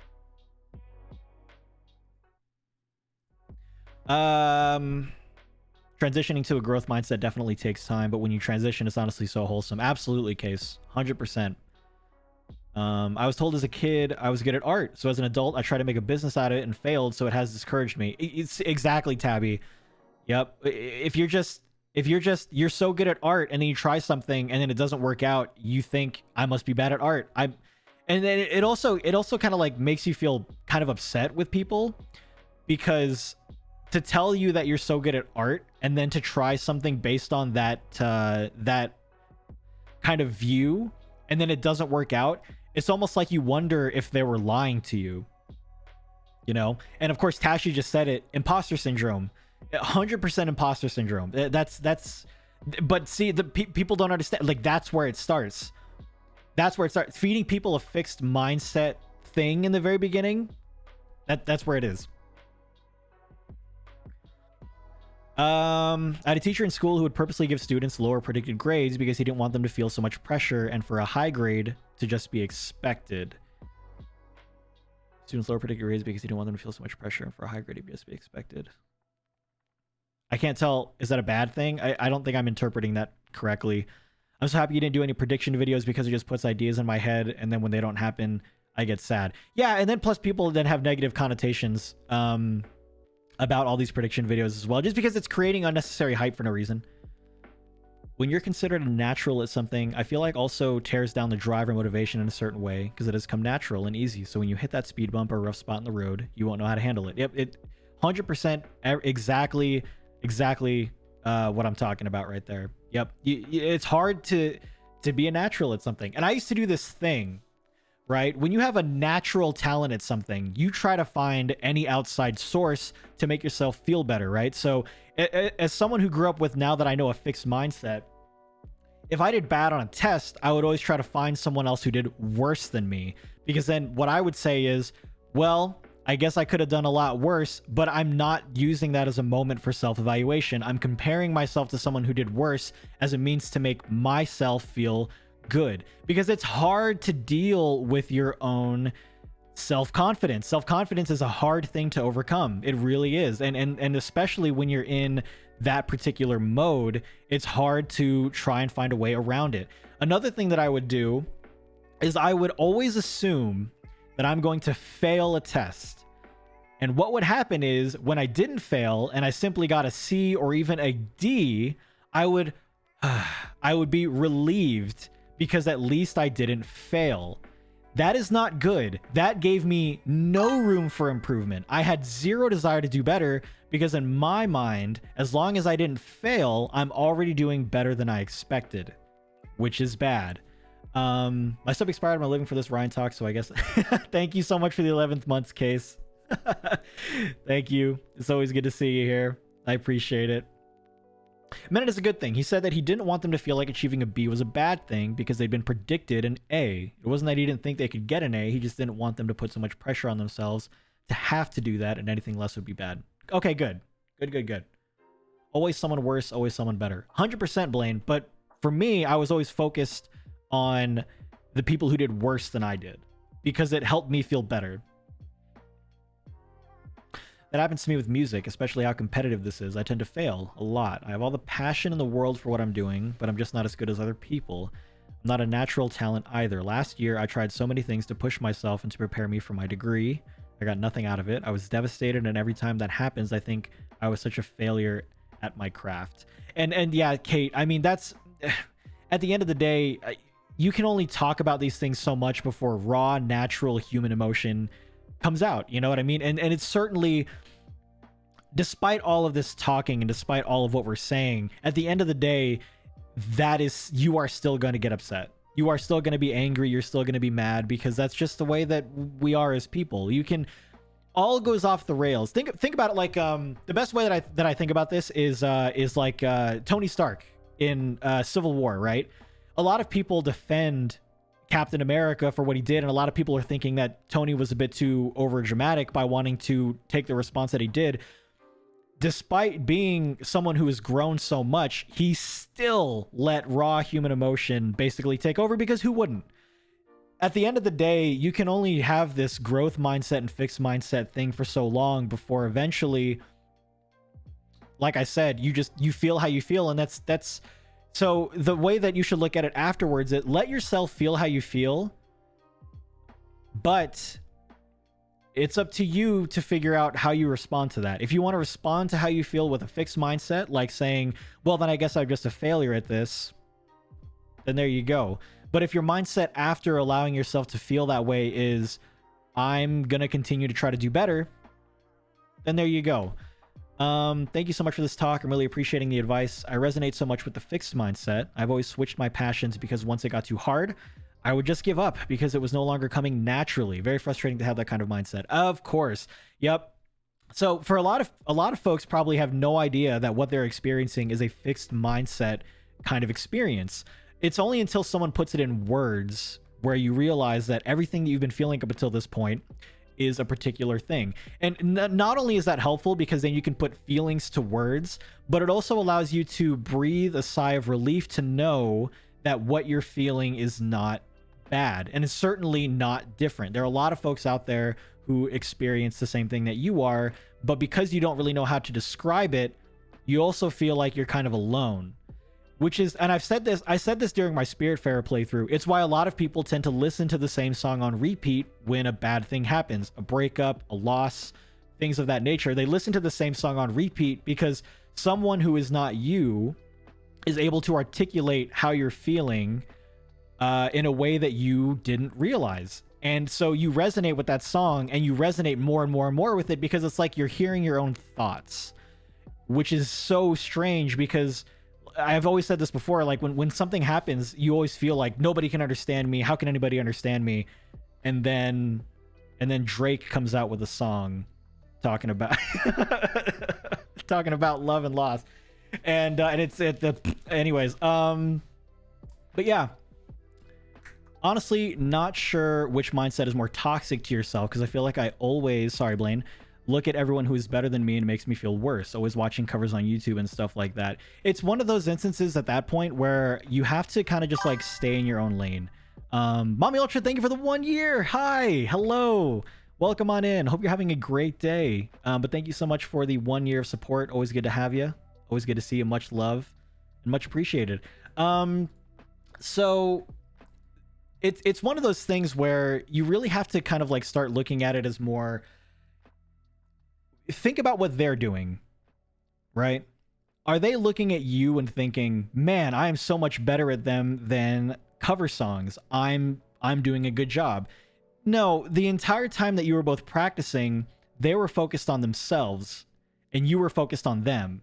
So if anything, you have two people who are focused on the same thing, which not only gives the person who is the one that you're observing confidence, but it's also making them feel like they're doing something right, because they're obviously, someone is looking up to them for inspiration or what have you. And so they're going to keep on pushing. What they're not going to do is they're not going to worry about what you're doing. They're not going to worry about if you're improving. So when it comes to things like comparing yourself to other folks, you really have to take a step back, and at that point you have to enjoy it for what it is more so than what you aspire to be, right? Nasty Crimp, thank you for the 100 bits. I appreciate it very much. Thank you so much. So as someone, like, so for you, example, Blaine, you watch cover songs and you compare yourself to them, right? I can totally see why that's a thing, but you have to understand what that video was made for. That video was not made to have you compare it to them. That video was made for entertainment purposes. And the faster you can appreciate what they've done for the entertainment value of what they provided, the faster that you can more focus on what you're trying to do more so than why you aren't doing what they're doing. Did Ryan just tell me to stay in my own lane? I mean, if you want to look at it that way, then sure. Some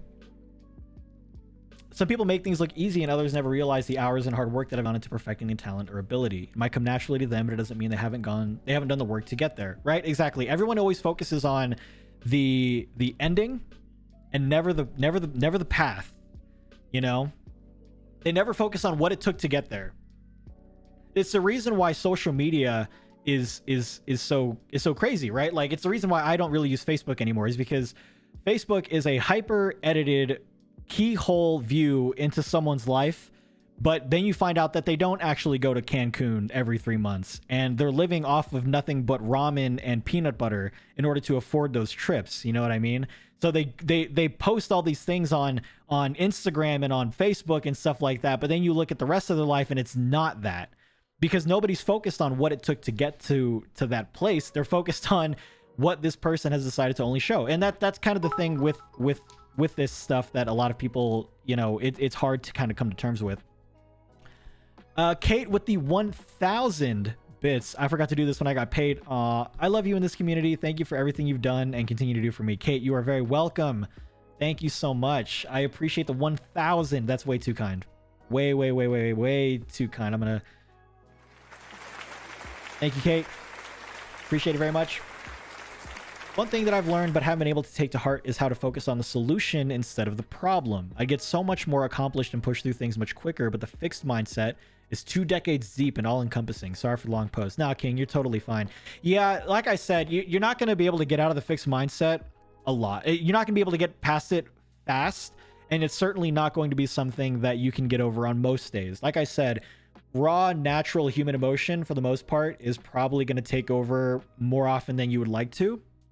But even taking one step can sometimes be all that you need. So if it's buried beneath 2 decades worth of a fixed mindset, then start digging.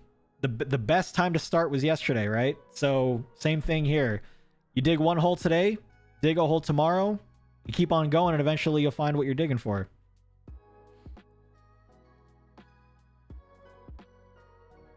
There's some glaring downsides. Social media is a lot of comparing people's highlight reels to your real life, which is why it's so toxic. Yep. Which is why I don't really use Facebook anymore, and I barely use social media in general. I know that I probably should for everything that I do on YouTube, Twitch, all that good stuff. I should probably do it more, but if I'm being honest, sometimes it's too much. It just feels like too much sometimes. They buy clothes for a photo shoot, then return them a few days later. Yep, because that's the only thing they need. They only need that keyhole moment, you know? That's all that they're looking for. So everyone else who is a fan of theirs may think that that's just how they live. They live that life every single day. And for some, they do, right? There is like the small amount of social media influencers and stuff who do live that life a lot. But it's because of that I do live this life a lot, that those who are only halfway portray their lives as being as such, and those who aren't do the most. I'm talking like they go to the most extremes to try and live that life. It's very, very sad the amount of effort and work that people who don't live that lifestyle force that lifestyle into their lives because they're trying to impress. I don't even know. I don't know. I love how the stream went from a Stardew Valley board game rant review to a group therapy session and TED Talk. I mean, if I'm being honest, that this stream was going to be used for whatever it is that anybody needed. If you guys just needed a chill place to just like have on as like a podcast, this was it. If it, like, you know, this is a Q&A session pretty much. So if anybody had a question, it obviously turned into something different. But I think that's kind of like the fun of it all. Half the celebs on red carpets are just borrowing those clothes, right? Exactly. Yeah. Give me your likes. Yeah. Try reading self-help books if you haven't already. Honestly, helps sitting, being quiet, and absorbing knowledge. I agree. That's some good advice. When I look up to someone and compare myself to them, I find it drives me to be better at what I'm trying to do. I feel inspired to reach the level they are at, but at times it can cause anxiety and sadness when I feel I'm not reaching the goal I put out there for myself. And that, yeah, and that's true too. But it's only really because, like, you don't, like, you can never really get to the nitty gritty of what it is that person experienced on their way to where they are now, you know? Because everybody's built different. So you getting up out of bed may be a lot easier than someone who has a hard time getting off their phone the moment that they wake up. But if that person tells you, like that's what's happening, it's if anything, that's like a good thing for you, because it's just one less step to take, because you know that you can already do that.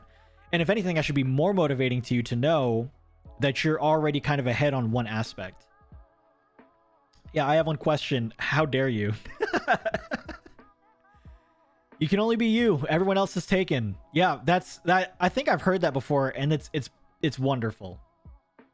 Everyone else is taken, and no one's gonna do it for you. It's about taking the first step about getting private therapy. I really want to do it. Milky, I think at that point, if you have a doctor, you would definitely talk to them first in regards to that. I would say start with more professional help to kind of get that ball rolling. Obviously I can sit here for private therapy and just say, you know, find a therapist online, but that may or may not be the overarching cause or root of everything. And so, yeah. My brother and his girlfriend go to restaurants like every other day, but my dad has issues with this because my brother can't afford it sometimes. Then they post it on social media. Right, because they're going to the extremes. So there are three types of people when it comes to social media influencing, right? So it's those who are living that lifestyle and who are able to post that kind of stuff all the time. Those that are right in the middle who only ever post about that stuff, but they can't afford it. And then there's those who aspire to be the top, and they'll go to the most extremes possible to live that lavish lifestyle. Not being able to afford it sometimes, that's the bottom layer. If you can't afford it, if you're living paycheck to paycheck and that puts you even further paycheck to paycheck, that's where we are right now. I like that saying, but I also enjoy it. You're unique, just like everyone else. Yeah. And everybody's super. Oh my god, dude. When I was a kid, I didn't really understand that saying from The Incredibles. I was like, why did he say that? Why did he say if everybody's super, no one is? If everybody's super, then everybody's super. No wonder you're gonna lose. Syndrome, you're so dumb.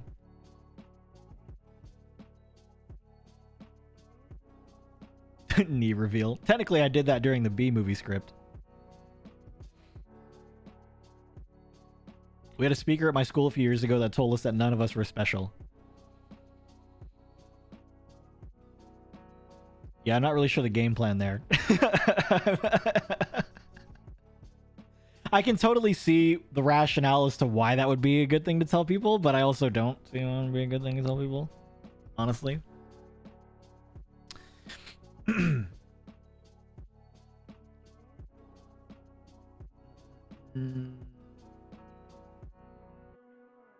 What you're saying is I need a shovel to dig these holes and keep digging. Got it, Carol. I just read that.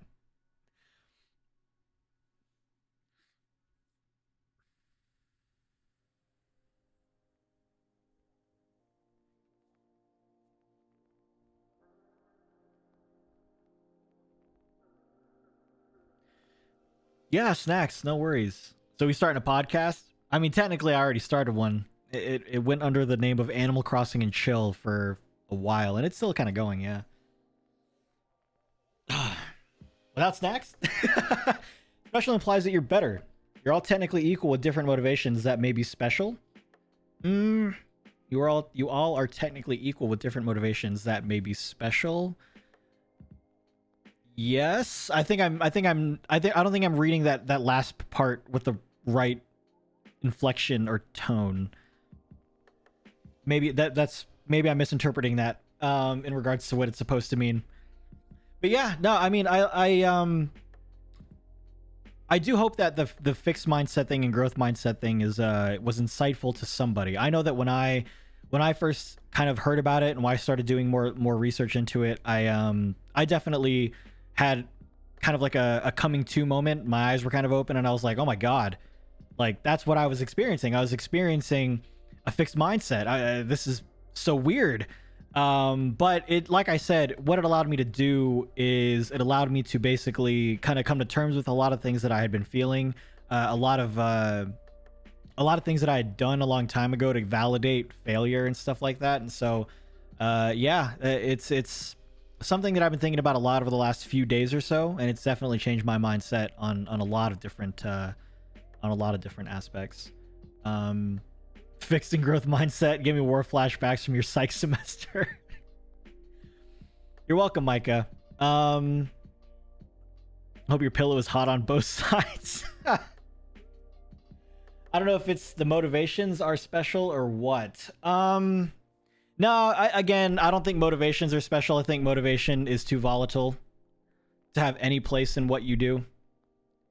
Like I said, motivation can only get you so far before you either give up or, you know, it just doesn't work out as well. Or I think motivation could also turn into kind of like a chore, you know, because it feels like you're not doing anything on your own accord. You know, if you succumb to only doing things when you're motivated to do them, then what do you do when you're not motivated to do them? You know, here's a better example. The only time you are ever motivated to do the dishes is when you know you don't want to live in trash, right? Or you know that you just know you're supposed to keep your kitchen clean. That's motivation. Motivation is, I guess I have to do the dishes. That's what motivates. And I'm not saying that you have to be driven to do the dishes, but you should have an inherent understanding that you need to keep stuff clean, or that it's better if for your lifestyle if you keep stuff clean. Oh my God, Breezy with the 9 months. We got a Twitch baby. What do we name it? Its name is Fixed Mindset or Growth Mindset. I don't know how long you've been here, Breezy. Breezy, thank you so much for the 9 months. Always appreciate it. Thank you so much. That poor child. Yeah. I was thinking about minoring in psych. I love these kinds of talks. Oh yeah, these talks are always really interesting to me. Right, Blaine? You and Snacks are just going at it. I agree, Vero. It's always fascinating. My fixed mindset decided a whole pizza and 2 garlic bread was a good idea. It's better for my lifestyle to use paper plates. Oh, is it really? I've always thought about that. Is it better to use paper plates over and over again? I know that it's not environmentally friendly, but sometimes I wonder how much money I would actually save on things like water, and then how much easier it would be to not have to do dishes if I just threw everything away. Breezy, it's going great. Yeah, we're just having a nice chatting session today. We started talking about board games, and then apparently I started giving people existential crisis, which is always a good thing.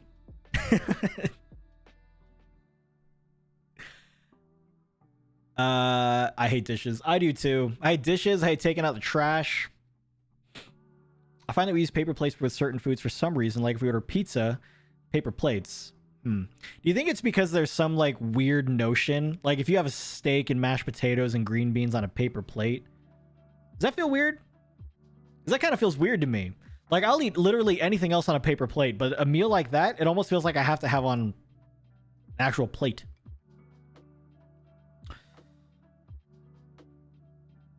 So if you use an actual dish, it might not get washed for a month. Exactly, Tammy. That's what I'm. Yep. It feels improper. That's the feeling. Streamer related question: how do you feel about Facebook giving us streamers 100% revenue versus if Twitch should do the same? So, here's the thing, and you always gotta love when I start sentences with "here's the thing." When it comes to the Twitch platform in regards to streaming,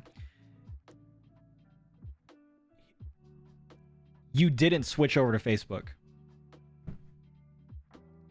So Twitch must be doing something right to the point where none of us are willing to go over. And it's the same reason why we felt like Ninja's move to Mixer, for example, was a bad move. It's because Twitch is doing something right, unfortunately, in order to be where they are now. No one's going to go to Facebook, and I doubt that most of the people who are here right now would watch me if I moved to Facebook tomorrow. Maybe 20 of you. But no one's going to go to Facebook, regardless of Twitch's 50% take on all the streamer income and stuff like that, right? You're not going, I'm not going, Blaine's not going, Breezy's not going, none of us are going, despite that fact. And so, unfortunately, there's nothing really lighting a fire under Twitch currently in order to do so. Because Ninja left. Literally the biggest guy left, and the platform that he left for died within 8 months. That was, in my opinion, the only opportunity where Twitch was getting ready to have its actual competition, and it died. That should tell you that, unfortunately, until there is something that happens competition-wise, Twitch is just going to keep on doing what it's doing because nobody's leaving. We're not leaving. Michelle's not leaving. Hi, Michelle. How are you? Been lurking but love this conversation. Thanks for being here. So that's the unfortunate thing about it. How do I feel about it? I think that I would much rather prefer to have 100%. Absolutely. But Snacks, the reason you're not at Facebook is the same reason I'm not at Facebook, is because we both know 100% of our income on Facebook is 25% of our income here on Twitch. I think that sentence alone is enough for you to basically understand why, unfortunately, contextually speaking, while 100% sounds nice, what is it in comparison to what you're actually getting over here?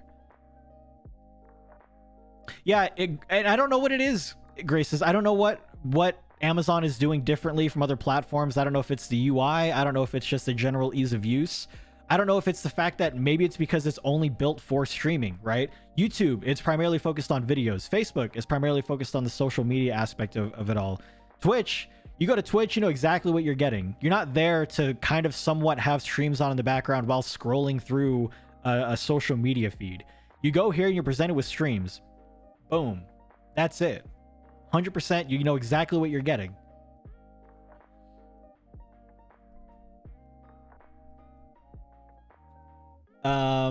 I just don't want to make a Facebook account, man. Same. It's the same reason why a long time ago, like I said before, I basically gave up on Facebook. Not only for its social media aspect, but just because I didn't really like maneuvering it. It's kind of Stop doing math, please. I don't understand. I mean, that's basically it. If you have 100% of subs on Facebook, but you only have 5 subs, you know, compare that to the subs that you have here on Twitch. It's not better. So yeah, I would say the moment that Twitch decides to give a bigger cut to content creators, then we will have a greater opportunity to really start picking and choosing which places to go to. Because now, if for whatever reason Twitch starts to allocate a little bit more money towards streamers, that gives more power to the streamers. Right now we have 0. We have absolutely none.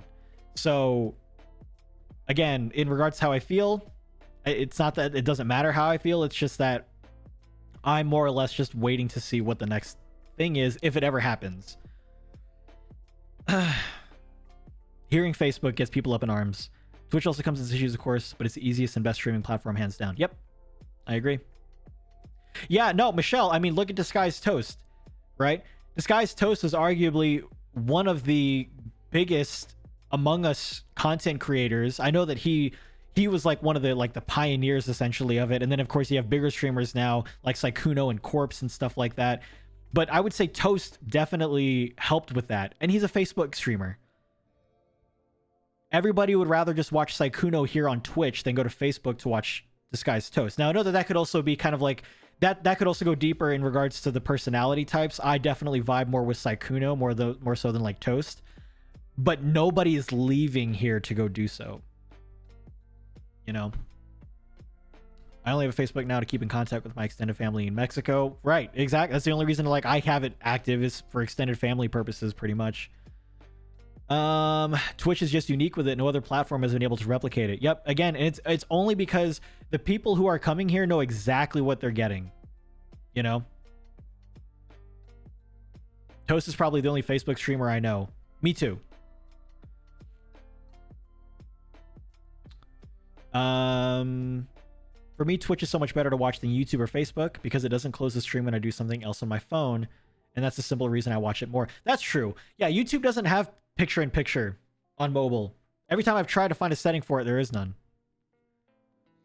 Toast's been doing some Twitch streams again. So yeah, I know his contract has basically said he cannot stream games on Twitch. He can only stream like just chatting portions unless that's different. I remember he streamed on Twitch a while ago and it was only for just chatting because Facebook has control of any time that he games on a stream. I keep hearing that Twitch is a platform that is dying and that YouTube will be the streaming platform of the future due to discoverability. What is your thoughts on this? So as Blaine said, that's definitely a Harris Heller mindset. He's definitely preached that quite a bit. And Snacks and I have actually had a conversation about that a few months back. At this point, honestly, I need to see it to believe it. Yes, I got more viewership on Twitch. For those that never made it to the YouTube streams, I'm gonna go ahead and just throw out some numbers here. When I stream Animal Crossing here on Twitch, I generally get anywhere between 300 to 400 viewers. On most every live stream I did over on YouTube, I was streaming to about 1,000 to 1,100 people, right? So, Mac Vibes, thank you so much for the raid.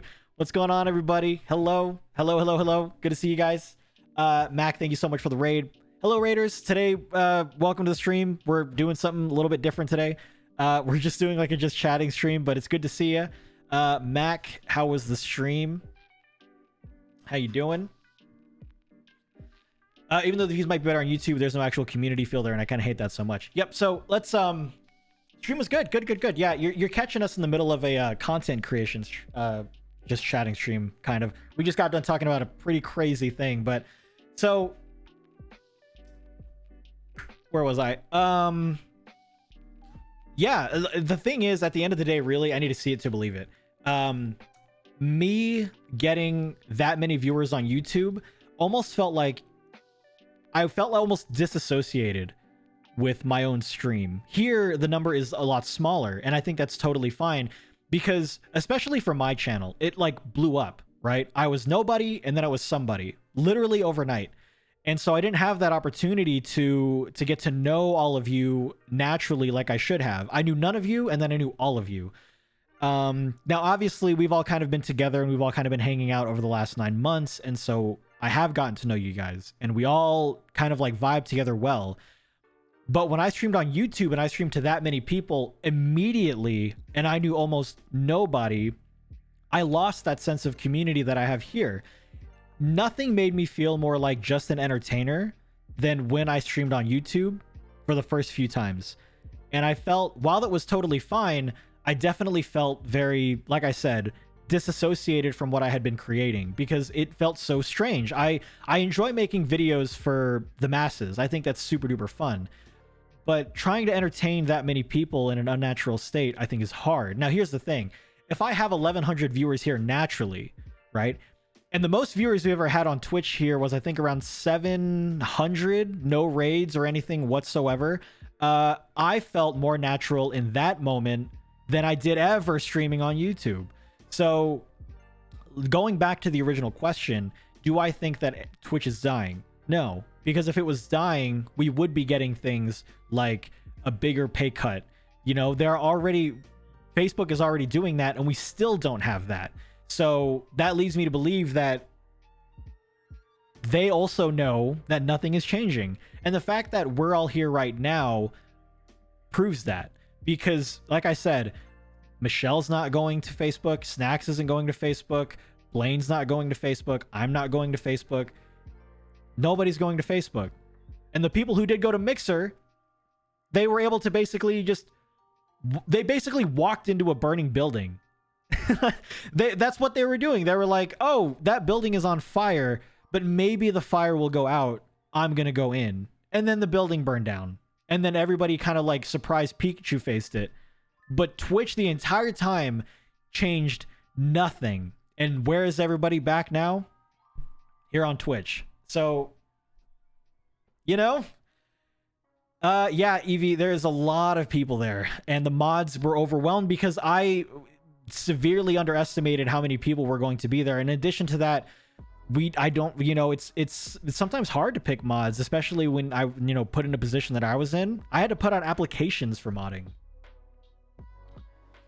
Yeah, and exactly, Tabby. It's because people are, when you go to, also Jen, hold on, I'm sorry, you said something and I completely missed it.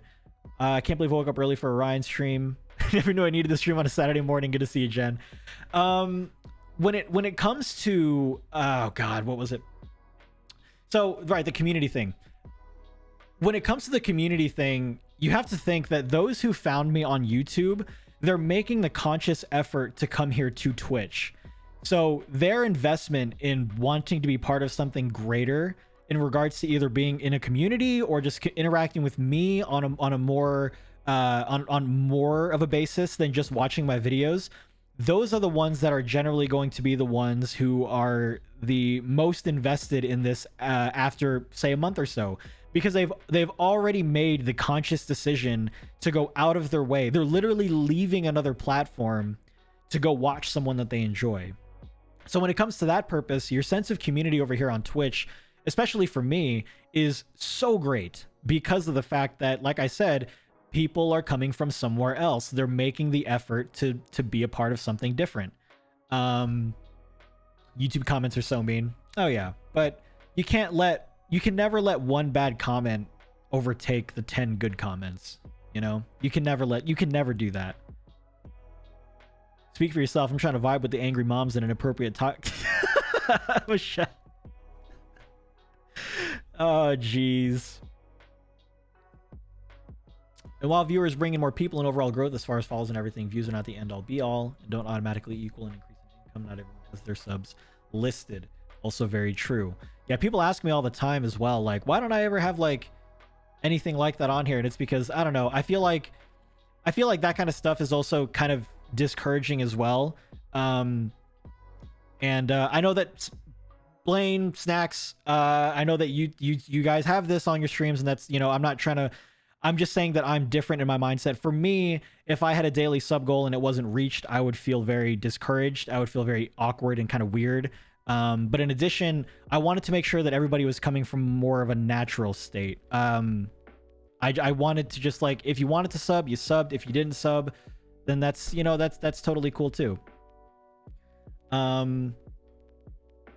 I came to your Twitch from your YouTube videos because I loved how you act with your viewers on stream. Thank you so much. Yeah. And I know that whenever we do villager hunts, that kind of interaction can kind of come through every now and again.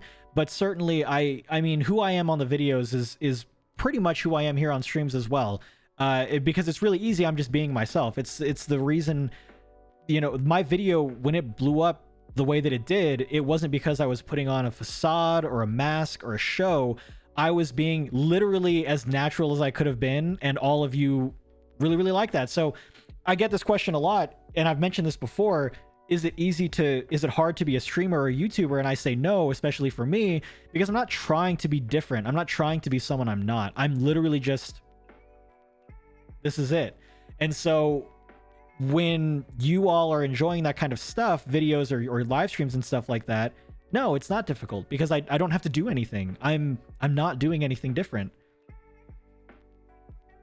I followed you from YouTube. I enjoy YouTube videos, but not live streams. Fair enough. And I know that's a lot of people too, because for videos, they're generally very centered. They're catered. They have a storyline to them. And, you know, you don't have to worry about what to expect with a video more often than not. You know exactly what to expect the moment you click on the video. Which is why sometimes I don't understand disliking videos. Like if there's like an 8-second video of like a panda sneezing, and you go into the video and it's a panda sneezing. Why dislike? You know exactly what you were gonna get. You know, like it literally says that. So what's the point of disliking a video that you know for a fact it's the content? So yeah, I can understand disliking live streams because it's happening live and you don't really know what's gonna happen. You cannot vibe with it halfway through. But for YouTube videos, you know, you kind of have to understand what you're going into, unless you clickbait, which is why a lot of people dislike clickbaiting, is because clickbaiting is the equivalent of doing like a live stream where you go into it expecting one thing, and the difference between a clickbait video is you actually have an expectation and then it's completely different. I need a t-shirt that says I watched Ryan's entire flattening. Yeah, I'm glad you did too, Trin. YouTube streams are pretty much over and done with, I think. Yeah, pretty much.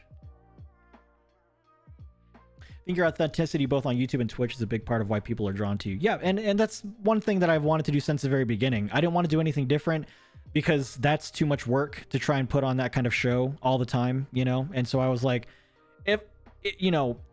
if I'm going to be myself and people enjoy it, then it's going to be the easiest thing ever. But if I'm myself and people don't vibe with it, then it's good to know that I didn't put any extra effort into trying to be a comedian or an entertainer or something like that. You know what I mean? So I basically tried to set myself up for a way where not succeeding in it was not going to be that detrimental to my overall like mental health or self-evaluation or perception and things like that. 1 second. I'm going to scroll up here really quick. Would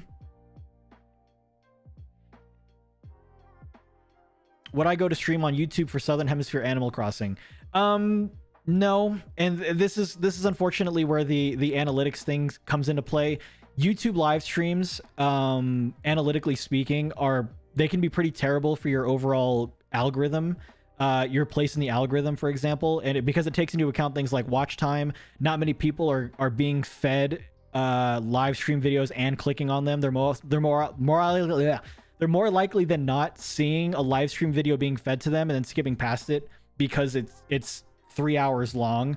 So analytically speaking, I found that the YouTube live streams for me actually weren't better. If anything, they may have hurt me to do so.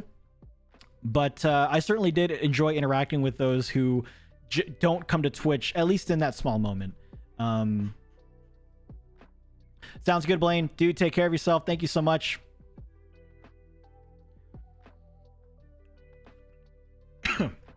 Get that hike, dude.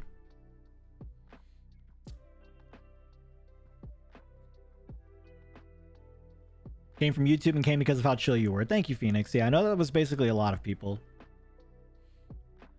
Why are YouTube streams over and done with? Yeah, Michelle, it was basically that. Yep. In addition to it hurting my analytics, I also felt very disassociated with my with the YouTube streams, just because I felt more like I didn't feel like I was a part of 1,100 people. I felt like 1,100 people were looking at me live, which is kind of awkward. You know, I think a lot of people can sometimes tend to forget that those who put themselves in front of cameras or put themselves on videos and stuff like that, at the end of the day, there are still just people, you know, and so it's different. Obviously, there are not a lot of people who are in our position when we make content and stuff like that. But at the end of the day, we are still people, and the notion of 1,100 people looking at you in any capacity, positive or negative, I think that feels weird for almost anybody. There are just those who have done it so much that it's not really a part of their psyche anymore. They don't really think of it as like a nerve-wracking thing. Think of it like comedians and musicians, people who have to perform on stage. They have probably just gotten to a place where it's easier for them to cope with that idea, more so than like any one of us who have just recently started to get to that point. So yeah. Someone asked me about the analytics thing. Oh yeah, that's right. Carlos was trying to find someone else. Yeah. Doesn't disliking basically do the same thing as liking, like algorithm wise? Overall, yes, it does. The only thing that I like to use the like to dislike ratio for at the end of the day, essentially, is to see what content vibed well on the channel and what content didn't. Speaking of which, I need to make a YouTube video public. Oh my god. I did the villager hunt video yesterday. I edited it yesterday. It's good to go. I'm making it public now. Oh my god. It's 10 o'clock. Come on, dude. Oh no. Oh no. I forgot to put it in a playlist too. Oh no. Did I put it end screen? Okay, at least I put the end screen on there. All right, cool. Bada bing. All right, cool. Good to go.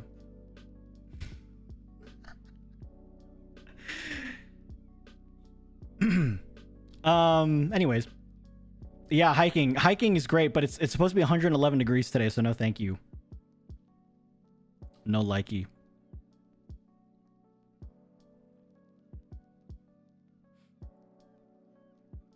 Also, what's up, Georgia? I apologize that you got kind of lost in the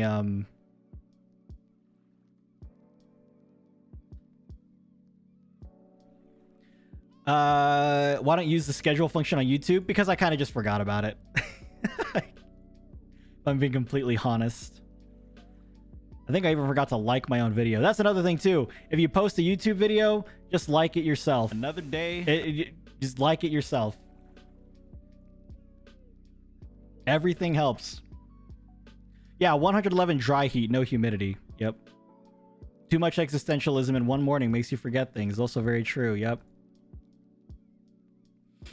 Found you on YouTube and came here when I found you live streamed here. I never would have created a Twitch account otherwise. Love the personal connection community I found, so thank you. Tabby, you're welcome. Yeah, I definitely love the live streaming portion of this whole thing as well. It allows you to kind of like have that connectivity, which you don't really get from YouTube videos because you're definitely just like putting yourself out there with no major real like actual interaction. Nothing makes you feel more alone than that kind of stuff, right? You're putting yourself out there for thousands of people to basically internalize.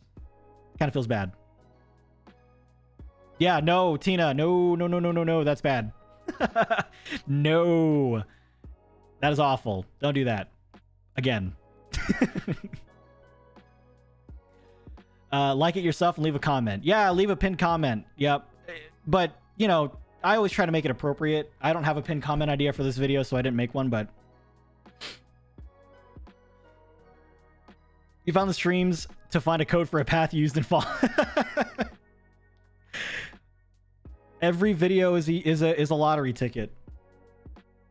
I started watching Zach Scott games, and then he kind of stopped playing Animal Crossing regularly. That was me with Austin John Plays. I think a lot of us came from the Austin John Plays era of the Good Morning Butterpup.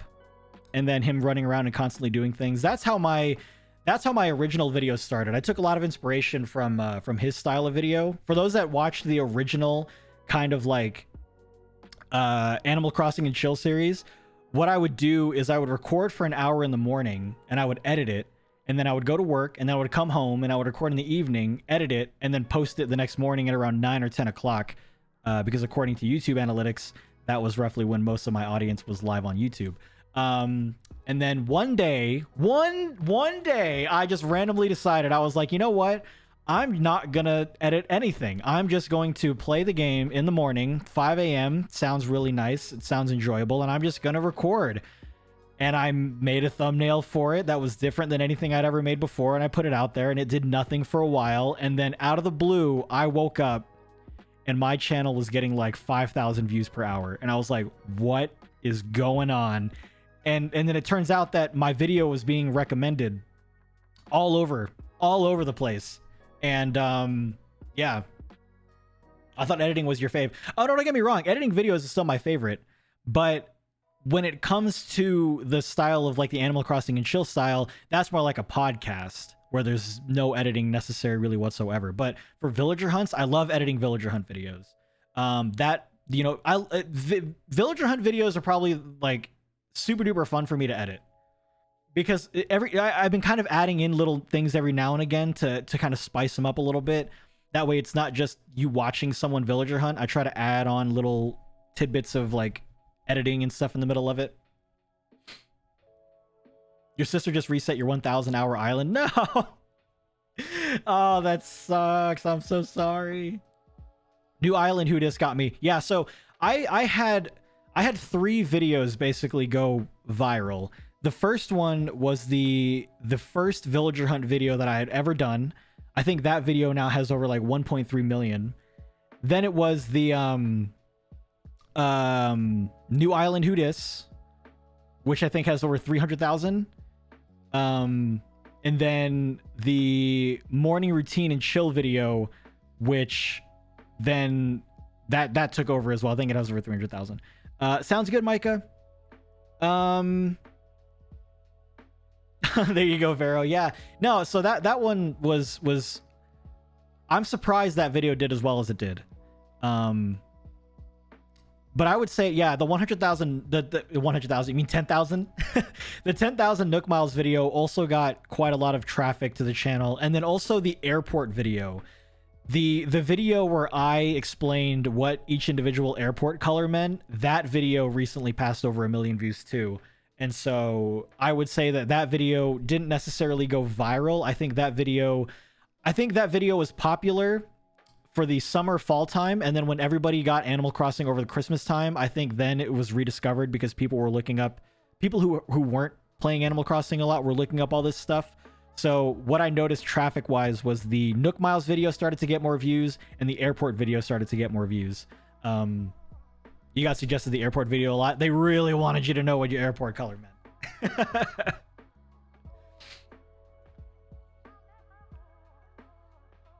Do I think I'll ever hire an editor for your YouTube?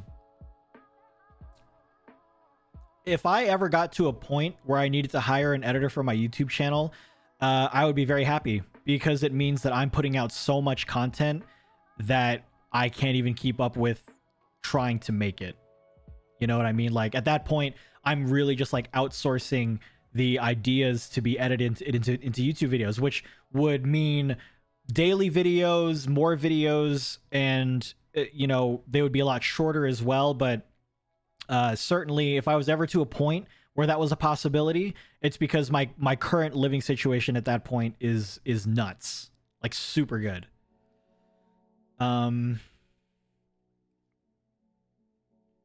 The New Island Who Dis video was what got my attention. Yeah, and if you think about that video, the zero editing. Most of my videos that have gotten people's attention are the ones that I did zero editing on.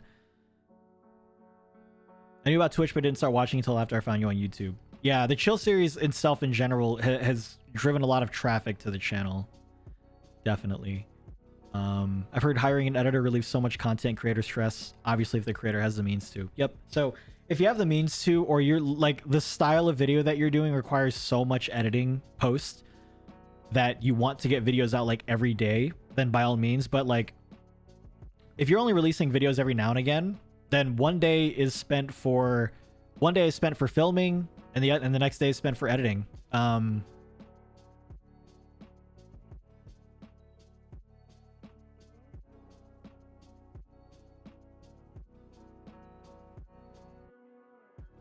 Cool. Your most underrated video is the cooking sim stream highlight. That is my favorite stream of yours probably ever. Yeah, and that's thank you. That's again the unfortunate thing about the YouTube algorithm as well. You know, even though I like making those types of videos, you know, as someone who makes videos on YouTube, I understand where I currently sit and stuff like that. Yeah, the new intros are great, and that's an example of me trying something different and getting a positive response from it. So I really enjoyed that I took that step to try and do something different, because, you know, you don't really see people doing those types of like vlog style lo-fi hip-hop music intros on Animal Crossing videos. And the only thing that I regret and the only thing that I hate is that I didn't do that during the original iteration when the Chill series was like at its peak, when people were like really into Animal Crossing. I feel like if I had done those intros and gave something for all those people to look forward to back last year, I feel like the channel probably could have kept on like I feel like the traffic probably could have gotten a way higher, but that's hindsight. I don't know that. That's just how I feel. But I'm not going to reflect on that as being a negative thing. I'm not going to say like that is the thing that was going to push the channel to do something further.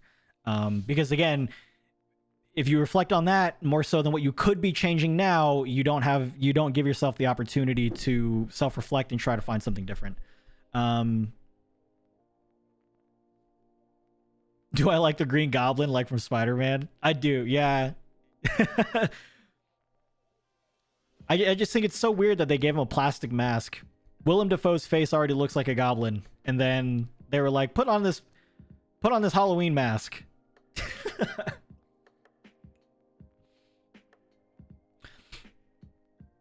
Editing sucks. You're sitting at your desk for hours doing nothing. Fair. I mean, that's kind of fair. But when it comes to editing, I have kind of thought about doing like a Pomodoro thing, on Discord for those that kind of wanted to like get a glimpse into things like video editing and stuff like that. But yeah, no, and for me, that's what I use to help it not just be so monotonous and tedious. Is the Pomodoro technique. Definitely 25 minutes down, 5-minute break. It makes 3 hours of video editing go by pretty quickly, actually. Yeah.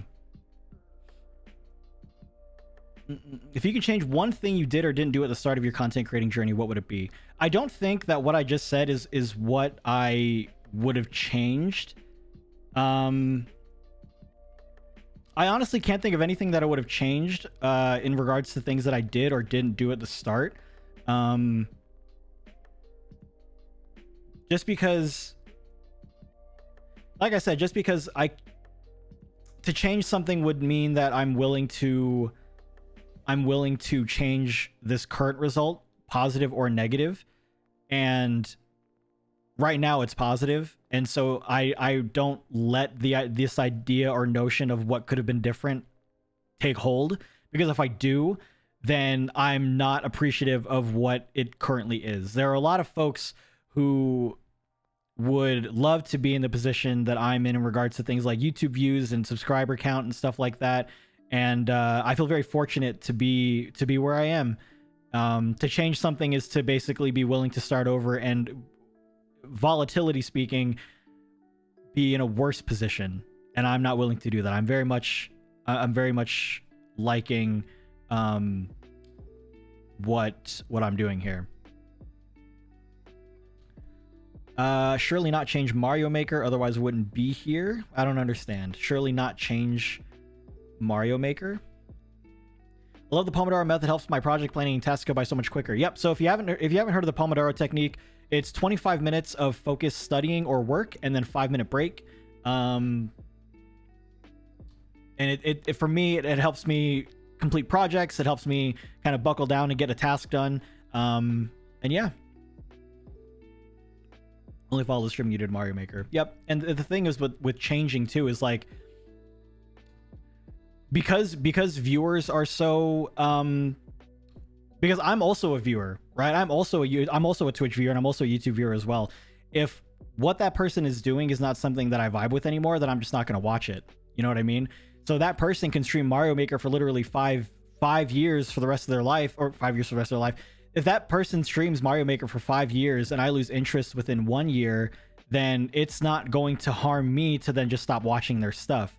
So, you know, I think for content creators as well, it's definitely important to be comfortable with changing things, because it's not fair to them to basically just be like, you only have to stream what I want to watch until I lose interest, at which point I'm just going to stop watching.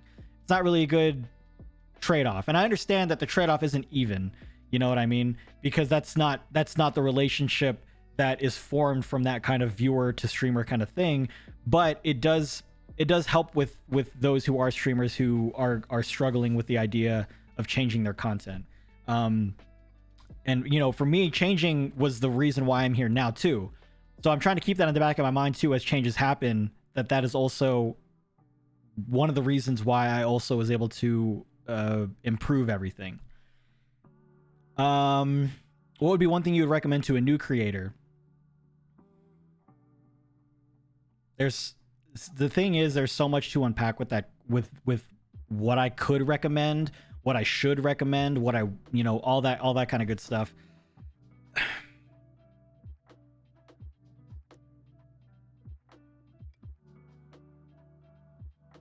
Look, I know that a lot of people don't like the whole luck thing because it discounts work. But sometimes you just don't really know what's going to work and what doesn't. If I had not released those videos or made the thumbnail the way that I did or titled them the way that I did, I don't know. You never know what's going to happen. Not everything is going to be a straightforward winner. And so, unfortunately for me, when I say that I feel very lucky that the algorithm decided to recommend my videos, like I'm not lying. I know that a lot of people now are basically saying like, oh, but you put the work in. Well, I know I put the work in, but there's a lot of things out of your control that will also affect whether or not it succeeds. You know, you can make the greatest cookie ever, but if word of mouth doesn't get people to your store, or maybe the location is bad and you just didn't know about it, I don't really know. But you know, you can be the greatest cook ever, but there are a lot of external factors that can go into whether or not your restaurant succeeds. So not everything is under your control, and you can put all the work in you want to, but sometimes luck and just being in the right place at the right time is certainly something to consider. Yeah, Spilly, so I kind of talked about this. I have no hopes for Nintendo at E3 anymore. I've been surrounded by the words speculation, rumor, and predictions for the last 6 months at this point. Honestly, I'm just over it. Whatever they present, I'm going to be totally fine with, because we kind of talked about this at the beginning of the stream. We've given too much power to just the general consumer base to dictate how companies are supposed to be run. And yeah, so I don't think it discounts work. You still need the work and talent. Without those two, luck will do nothing. I know, and that's fair enough. I when I say discounts work, I'm not talking about 100%. Even 2% is a discount. But it does what saying luck does. It's basically saying, like, when people put that much emphasis on it, it can certainly make someone feel like it wasn't deserved. You know what I mean? Luck is just when preparation and opportunity meet. There you go. Yep.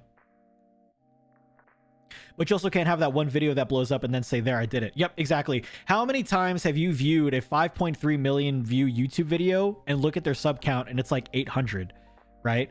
It's because that video went viral and they're not producing that kind of content over and over again. It's just like, that's the thing that they decided to post one day and then that was pretty much it. But because there's no consistency on the channel, there's no reason for people to subscribe. So that's what happened with my channel. The videos that I was making up until that point were consistent with the rest of the content that I had already been creating. So when that one video finally hit the lottery and people decided to watch everything else, they got the exact same experience. So the notion of subscribing became a lot easier. But if I had a cooking video on my channel that got 10 million views, and then you go to my channel and it's Animal Crossing, there's nothing to keep you there. There's nothing to be like, oh, well, this was just a one-time video, I'm not going to subscribe to this anymore. But this is like, that's a completely different, that's a completely different thing. This goes way beyond even just that. So yeah. Oof. How's this sound?